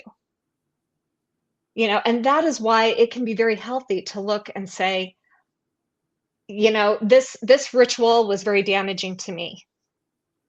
What ritual is mine? Because we don't think our way into a new way of being. We're somatic people. We're like, our bodies are where we really experienced change and enlightenment and other things. And so we all need to be able to enact that in some way. With some groups, we're all going to come back to myth, ritual, and symbol in some way. Even secular groups organize themselves around myth, symbol, and ritual. The damaging part is when they say, this is it. You don't think about the ritual, you just do it. You make meaning of it the way we tell you to make meaning of it. You do it the way we tell you to do it. If it feels wrong in your body, just get yourself right. Isn't what you just described seems to be, at least in part, the textbook definition of a high demand religion, where it makes claims that it holds ultimate authority over what is right and wrong and what is the way back to God. And doesn't leave a lot of room for us to think anything outside of it. Well, I think it's a really unique person who can function well in that system. And I've always been envious of those people, because I think those people can sit with nuance and they can own their own experience and separate. But then you have other people who I think really value consistency, congruency, right? And I would say that would probably be Bill to some degree, where you want, like, you can sit with nuance, but at the same time, you want to be aligned fully inside. And when something isn't fully aligned with you, you can't sit in that system. So. Love that. I love that. I think I'm actually going to go to learned helplessness next, and then I'll come back here to the 5 sort of vehicles that all of these things sort of get transmitted through. So let me put this up on the screen. In that Tell It All book, Fanny Stenhouse, she has this description of becoming unable to confide in people. She realizes it's not safe. She senses that she's unable to speak freely. She's afraid even to pray naturally. Let me say this differently. She's scared of the answers that will come from any direction. She's scared of, if she talks too much out loud, she'll break these oaths of secrecy. If she prays, then, God now is going to give her an answer and she's going to be required to obey that, even if she's feeling resistance inside. Excuse me. Annalisa, she uses this phrase that she could only submit. It's like she knows she only has one option on the table. When systems convincingly teach that resistance changes nothing except one's punishment, I've got a note here that endurance begins masquerading as virtue. Our ability to endure that which we don't want to be in Mormonism is a virtue. Our willingness to be quiet when something should be said, our willingness to stand down when someone should stand up, our willingness to portray the system as better than it is,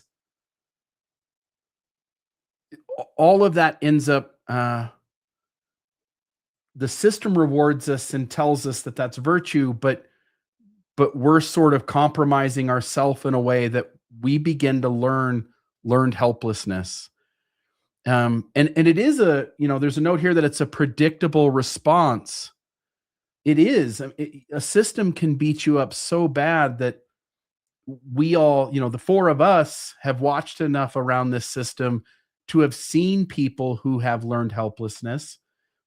We've noticed people who haven't figured out yet, like Jana pointed to earlier, that you have choice, that you have the ability to pick and choose what parts of this system are going to be true for you and what parts you need to, for your own well-being, you need to resist and stand up against or do something different in.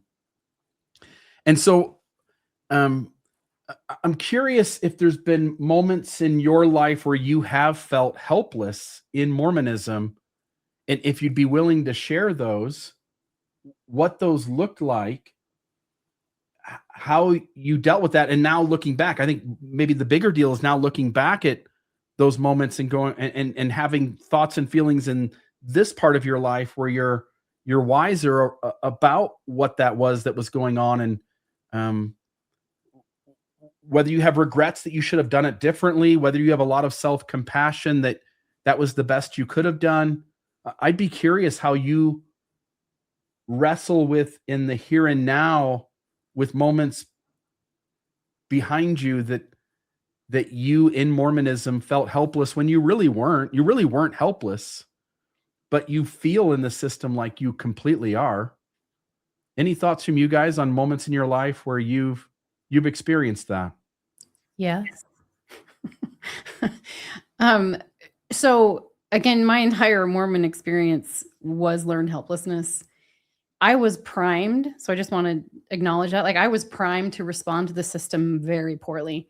I didn't have enough relational or emotional safety in my upbringing. And so when I start going to church at, so I'm baptized at age 10, I start going to church at age 12. I learned about the whole plan of salvation. Oh my God, that did not seem fun for me. I know a lot of other people, like it brought them peace. It was like, that was not my experience. I felt inherently wrong and bad. And so my entire experience through the church was recognizing I would never make it to the celestial kingdom. Like it just wasn't an option for me. There was nothing I could do to change that or shift that. And so you're in constant state of learned helplessness because you cannot earn it. There's nothing you can do to earn it. So all I tried to do while I was in the church, again, I was in like a trauma response the whole time, was just hide it, right? So shame has you hide. And so I just hid this internal, constant, daily, hourly struggle of my dread of what was to come and this fact that, I could never change it. And I think that was just such a painful experience. And I also want to say, like, women, they're taught to give up all of the tools that would support their own independence. So they're taught that they to give up a career to support themselves, like all this kind of stuff, which naturally puts women in a state of helplessness. And then they're told to submit to male authority. And so I think just that structure in and of itself for women in particular really emphasizes this concept of learned helplessness. Teresa, if you, this idea that like, I'm not going to make it, I'm not good enough, and then feeling sort of the implications of that, what was it? Was Mormonism too difficult? I guess I can come up with lots of reasons why you would feel that way, but what was at the root of like, oh, the system needs me to be this, and I don't even have the capacity to be that? Well, I mean, there were obviously the things around culture because I was so behind. So I didn't know scriptures. I still never read the Book of Mormon. I never felt the things that I was supposed to feel because it was also scary. I also had inherently perceived myself as not worthy enough. And whatever was in my way felt like I couldn't get past it. Like there was nothing that would fix it. Like a lot of people, had this idea that like you go confess to the bishop and then you get forgiveness. Like that just didn't even seem plausible or possible to me. So I was stuck with a burden of what I perceived as my own sin that I couldn't overcome. And there was just no way out. And looking back, it was nothing. It was something that was done to me, not something that I actually did, but I still carried that as a weight. So it was really painful. And I don't know how many other people, again, have that experience because I had, again, my two best friends were the bishop's daughter and the stake president's daughter. And they had a very different experience of Mormonism, felt safe in it, and it was really hard to see that and not feel that. Yeah, that makes a lot of sense, that Mormonism gives us so much to do to outwardly check boxes of and inwardly be feeling that if there's any discrepancy, if I'm not having family home evening every Monday, if I don't have my 2-year supply of food stored away in the cellar, if I'm not reading scriptures on a daily basis, if I'm not getting answers to my prayers. So for me, because I was a convert as a teenager who came from a family that didn't do religion at all, there was some natural ability of me to go like, I'm not going to take everything so serious. But for someone like you, who's like, man, I need to be all these things and I can't do it.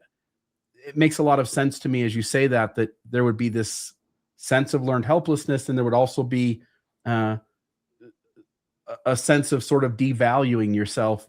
Yeah. You're just never going to be celestial material. Yeah. And another thing I want to point out too is like, again, you were a convert. I was a convert.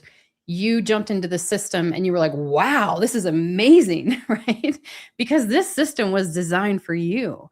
as a woman, I'm looking at this system and I'm thinking like, really? Like this is what I get? Like, oh my gosh, not set up for me. And I saw sexism in my home growing up. I didn't like it. There was a point at like age 5 or 6, I used to be so feminine. And there was a point where I saw sort of like how my mom was treated, how my dad was treated. And I was like, gosh, that doesn't seem like such a good experience. And so I became like a tomboy. It was like, well, I'm going to try and earn value this way. And so again, I sort of had that lens as I looked at the Mormon church, thinking like, God, is this what I get? It wasn't something that I wanted to embrace, but it was something that I was told that I should. Like, that's the way to be a good person. That's the way to be accepted in my society, like all that kind of stuff. So I do find it very interesting to sort of juxtapose your experience versus mine. And I don't know, maybe other women. Yeah. Any thoughts from you two? Yeah. So it's interesting, the learned helplessness. I see it. I see how it happens. It was very foreign from my experience, and I don't know how to explain how I escaped that, because all of the elements were there. You know, I totally had scrupulosity. I also had a healthy dose of ADD that made me so scattered that I couldn't do all the things I thought I needed to do to save my soul. You know, I couldn't do the daily, I could never get into those routines. I've just always been super scattered, that I deeply believed in my soul that I needed to. And that was the reason God wasn't talking to me. And I was the failure, and it hit my worth. It hit so many things. And maybe, I don't know, maybe I'm just not seeing it. I think sometimes when you're in it so deeply, you don't even recognize it or feel it as helplessness. It's just how it is, you know?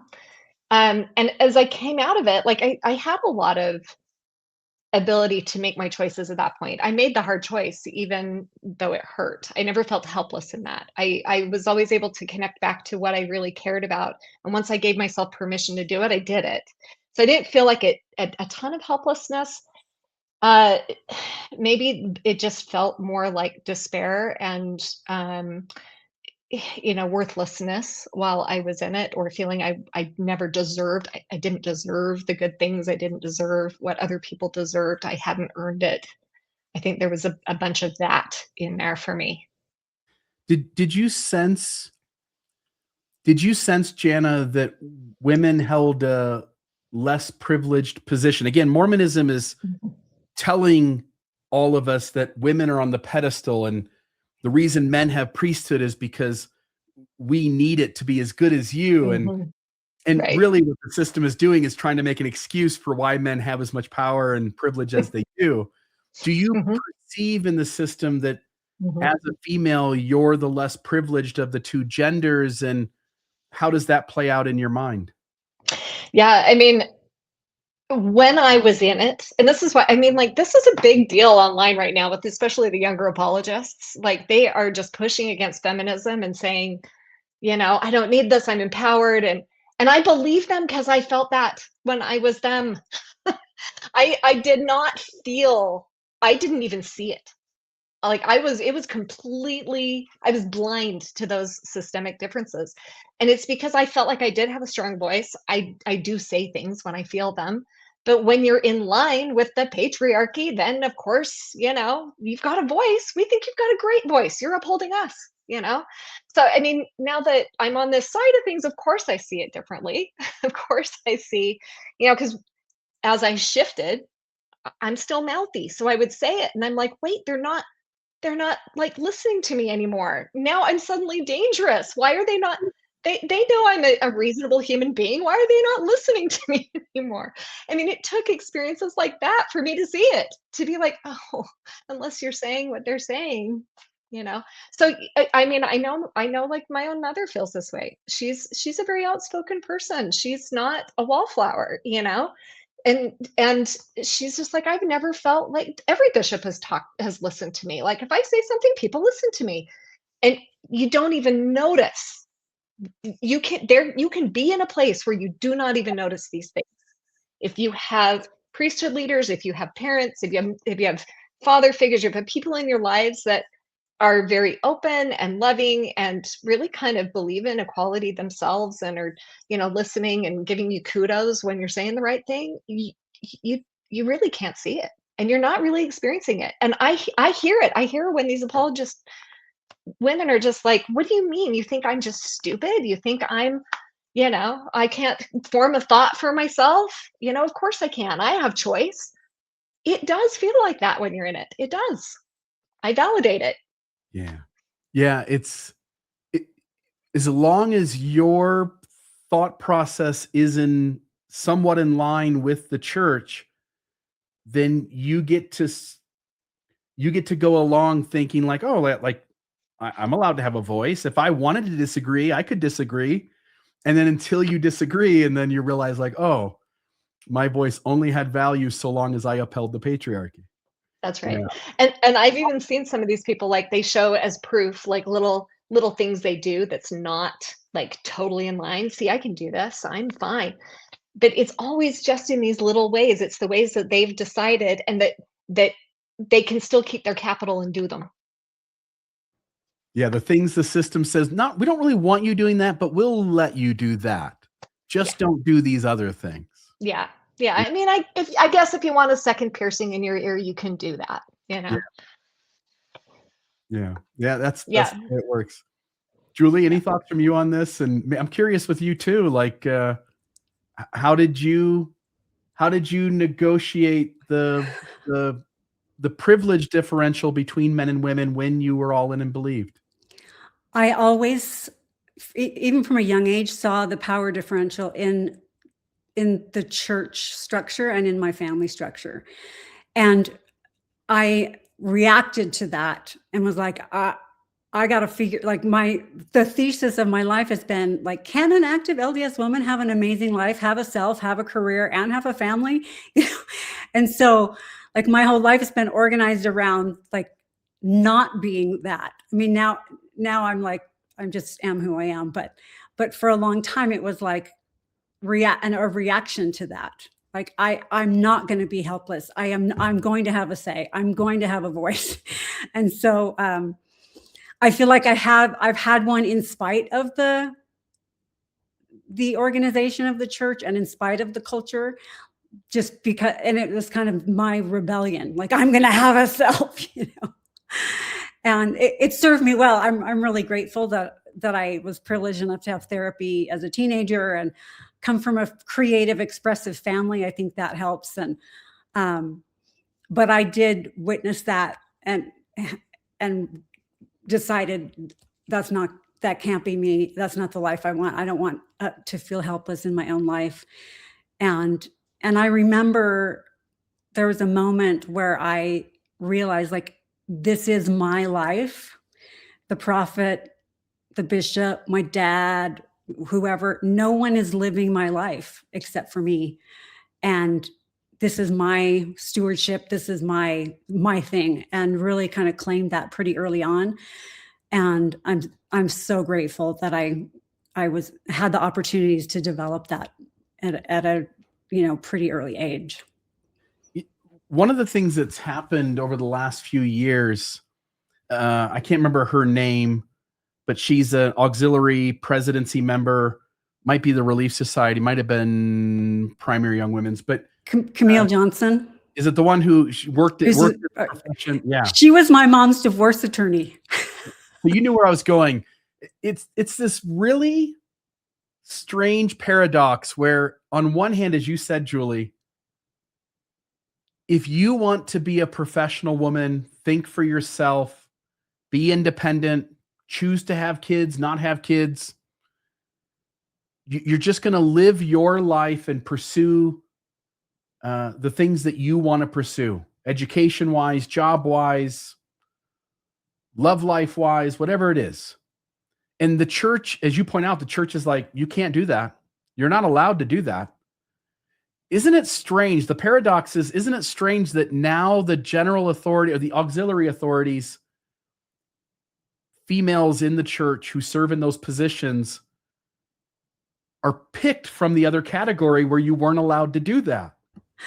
women were so angry, like, oh, well, I didn't think we had a choice. I stayed home and I quit my graduate program. And I mean, that there was a big, couple of years ago, big online, hoopla about that she was selected. And she spoke about following the prophet in one of her talks, which was ironic because she didn't follow the prophet, in terms of staying home and not having a career. Yeah. An analogy, sort of extreme, but I think it makes the point, is if, in Mormonism, we tell everyone you cannot drink coffee. You are not temple worthy if you take coffee.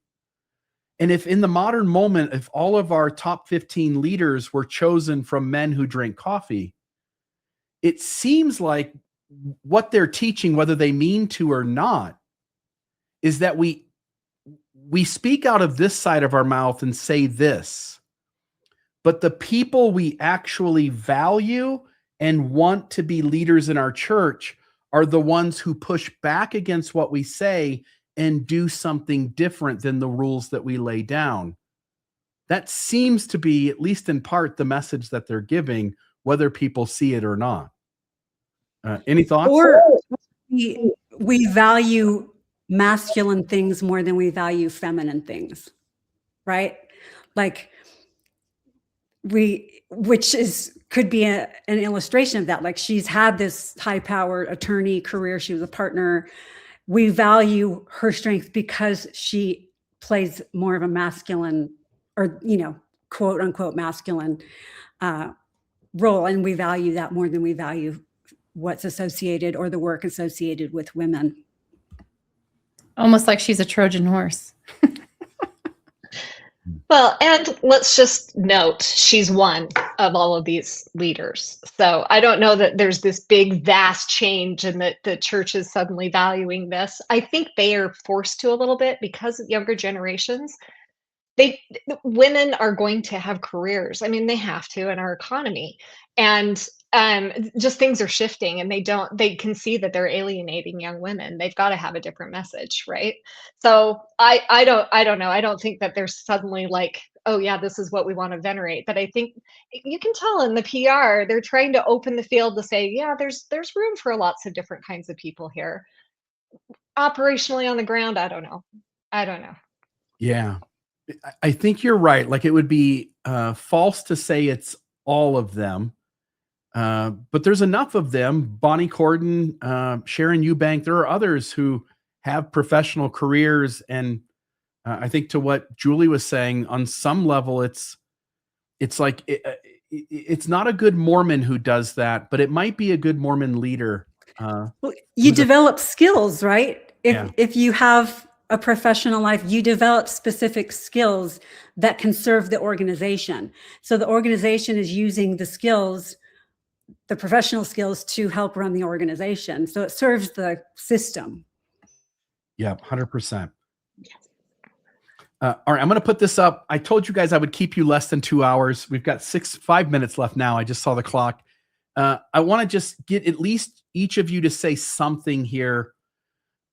The things I started off this conversation with was pointing to ritualization, whether it's the ordinances, whether it's certain established patterns in the church that might fall outside of ordinances.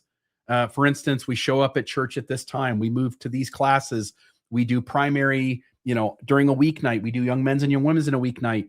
And so there's like all this sacrifice that we have to make. So rituals can be more than baptism or the temple, but I think the temple is a big one. Surveillance, to what degree? This is an interesting one. I'd love to know if maybe one of you feels drawn to this one, how surveillance worked in your life, in your relationship with Mormonism. Embodied obedience, sort of feeling in your body like, I have got to comply.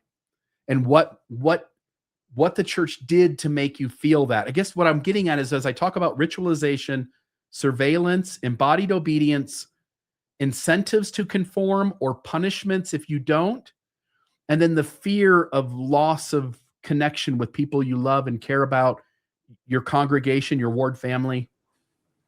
If each of you will pick one of those, maybe two of them, if you don't mind hanging around a few more minutes, and tell the audience how Mormonism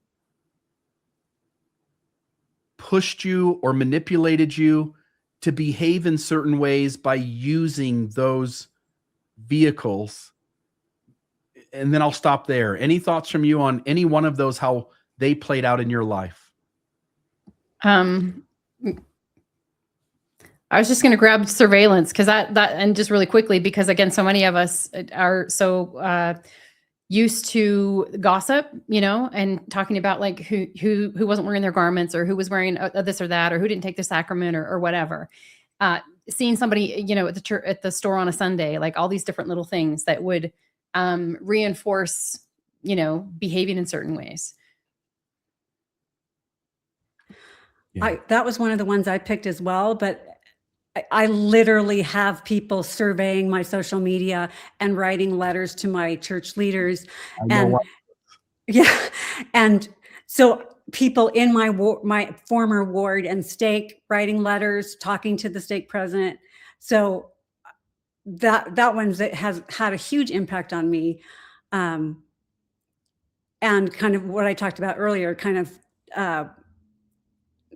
softening the messages, or kind of what I think when I speak publicly, that was impacted by the surveillance.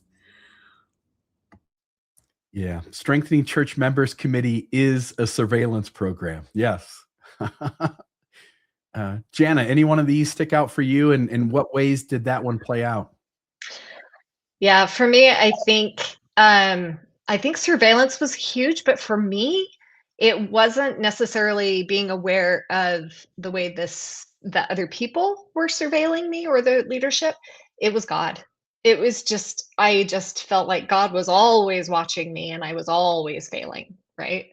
So that's the way it hit me. But they told me, I mean, the church was the one that taught me what God was looking for, right? So in a way, it was through them. But I was much more worried about what God thought than anybody else. Go,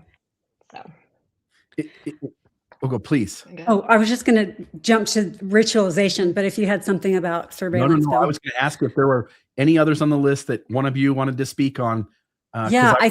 More of these touched on.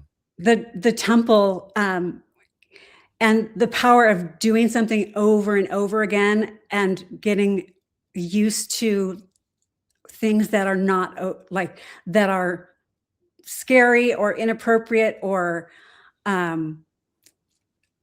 put women down, right? Like over time that becomes normalized. And I saw that, to some degree with myself. I mean, there are still things that bothered me, but kind of the numbing to things that should be very alarming.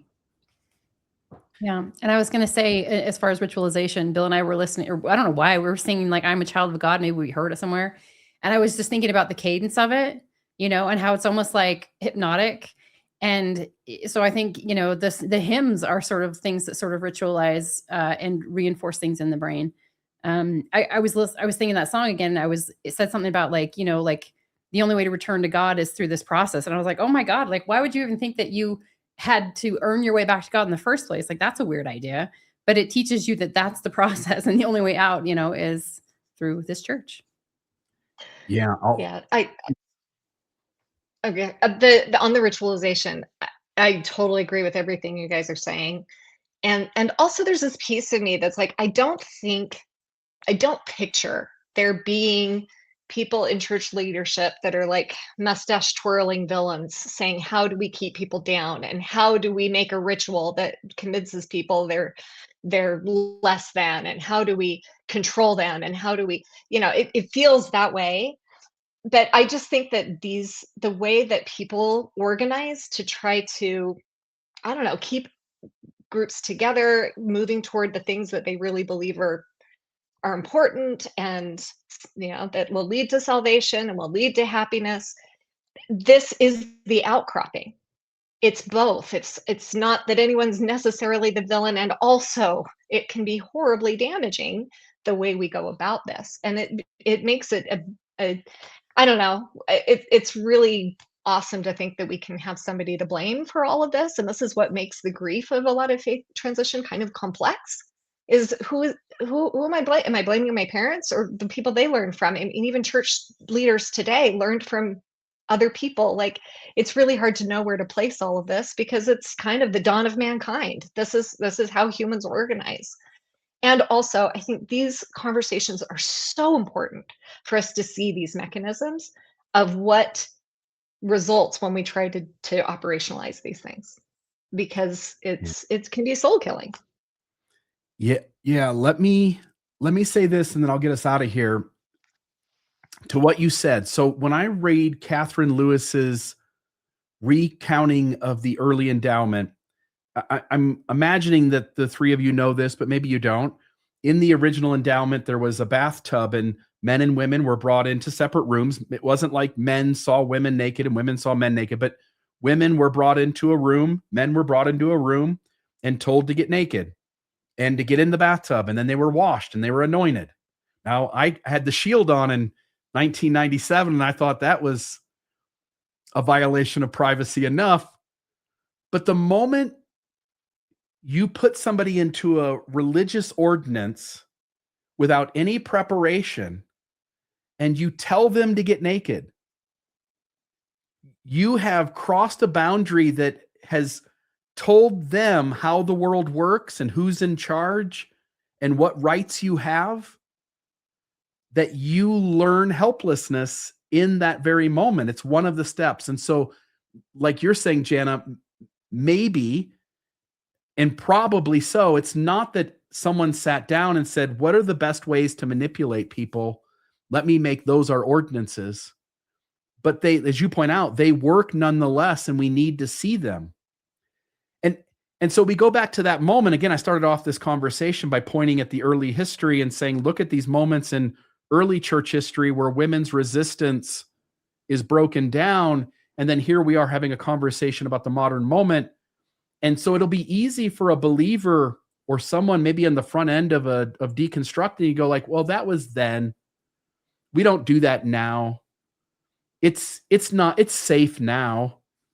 And then I think, is it like you get brought into the temple, you have such a limited preparation for what's going to happen. You make really big promises about giving everything you have to the church. You make really big promises about rules that you'll follow, to the point where I promise to wear certain underwear and I promise not to laugh too loud. For you women, again, not today, but just a few years ago, you promised obedience to your husbands, hoping that they would be obedient to God.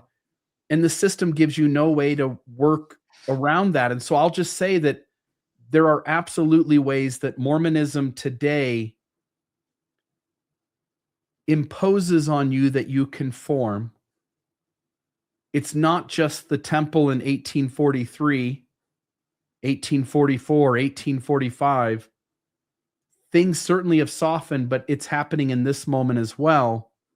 And so I'll throw out to you any last thoughts you have, things you would say to somebody who maybe is just starting to notice these things about how the system breaks down your resistance to doing things its way, doing it your own way, and you feeling like, I don't want to do this Mormon thing this way. Any final thoughts from you on advice for people who are trying to figure out how they both be obedient to a system, be faithful to a God, be loyal to a leadership without giving up too much of themselves? I just want to say that I think when you're in a relationship with someone who has high narcissistic traits, I don't think that person sits down and calculates how they're going to maintain control. I think they just need to maintain control. And so it naturally evolves that way. I think Mormonism is a narcissistic system. I think the man who started Mormonism started it out that way. I think that they have needed to maintain control. And so I think one thing that can be very helpful for people when they're starting to open their minds and question is to read about narcissistic dynamics in relationships and extrapolate that into the system that you're in and start to follow some of the strategies to come home to yourself and learn your own truth and learn how to as Jana said, differentiate and find your own sense of self again. So. Love it. I would say learn about healthy family systems and dysfunctional family systems, and then apply that to the church. Healthy family systems, there's not a big power differential. There's openness, there's communication, all directions, right? Like study systems and healthy systems, and then be able to identify what in the church system is like an unhealthy family system and versus a healthy family system. And I just want to thank you, Bill, for organizing this and for getting us together. I think this is a really important conversation. Love it. Thank you. Jana.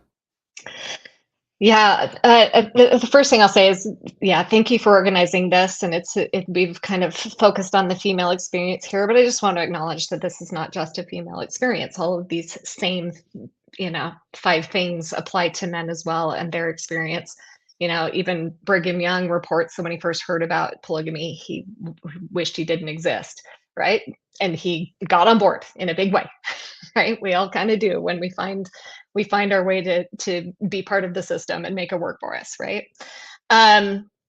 So it's both men and women. But the thing I would say to people who are first kind of going through this is just to pay attention to all of this stuff that is coming up, right? If you notice in your desire to be obedient, notice what's right about that, and notice what's not working for you about that. And just get really, really curious with what's coming up. It's coming up for a reason. Don't explain it away. Just let it be. Believe yourself. Believe yourself. If you have a problem with something, I promise you it's for a good reason for you.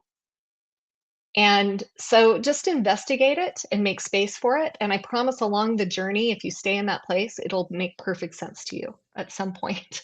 And you'll be like, oh, wow, that was really something I needed to learn in my life. That's a piece of myself I really needed to take back. And oh my gosh, I see pieces of me that were asking that question long before I knew I did. So believe the discomfort, believe it is happening for a real reason. And study how to become more emotionally literate. Pay attention to what your body is telling you. Understand how somatics work.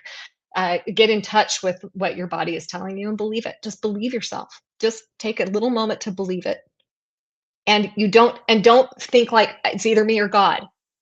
Think, this is me, and how is that a beautiful thing that God wants me to experience, and where will that take me next?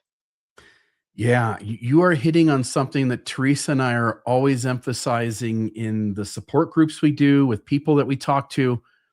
Notice when your body is telling you something. Notice when you feel anxiety. What are the moments around church where anxiety comes in?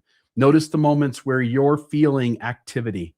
Your body's giving you activation. You're feeling threatened in some way. Our bodies are really wise and intelligent at warning us when we don't feel safe.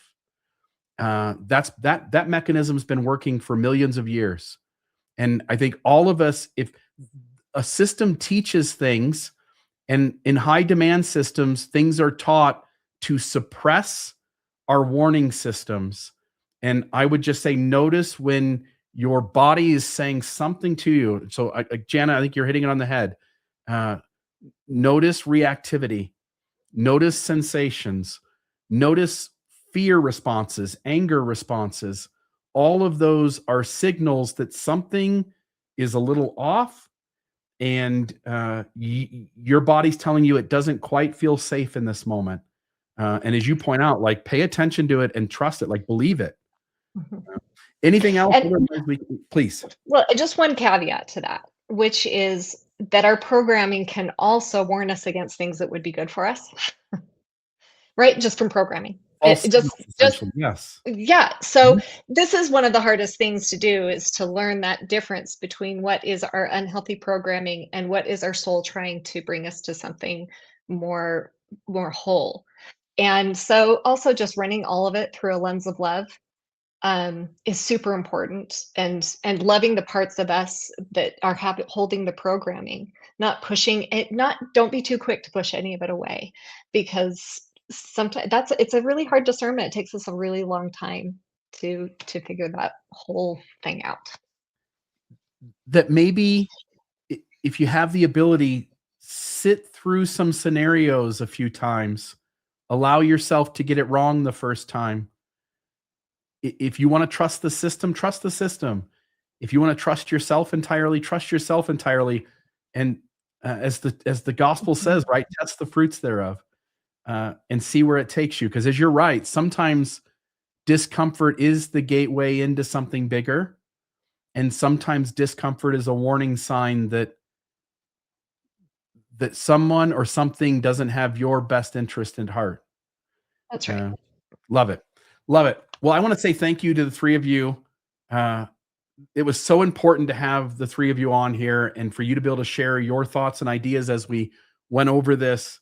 I just want to note, whether it's women or men, often people and systems are trying to break down our resistance to doing things that others want us to do, claiming our own well-being, our own safety.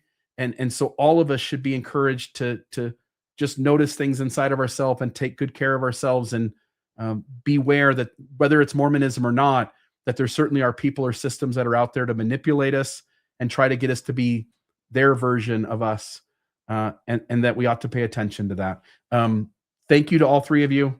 I've kept you long enough. I'll let us all out of here, and have a great rest of your day. Bye-bye.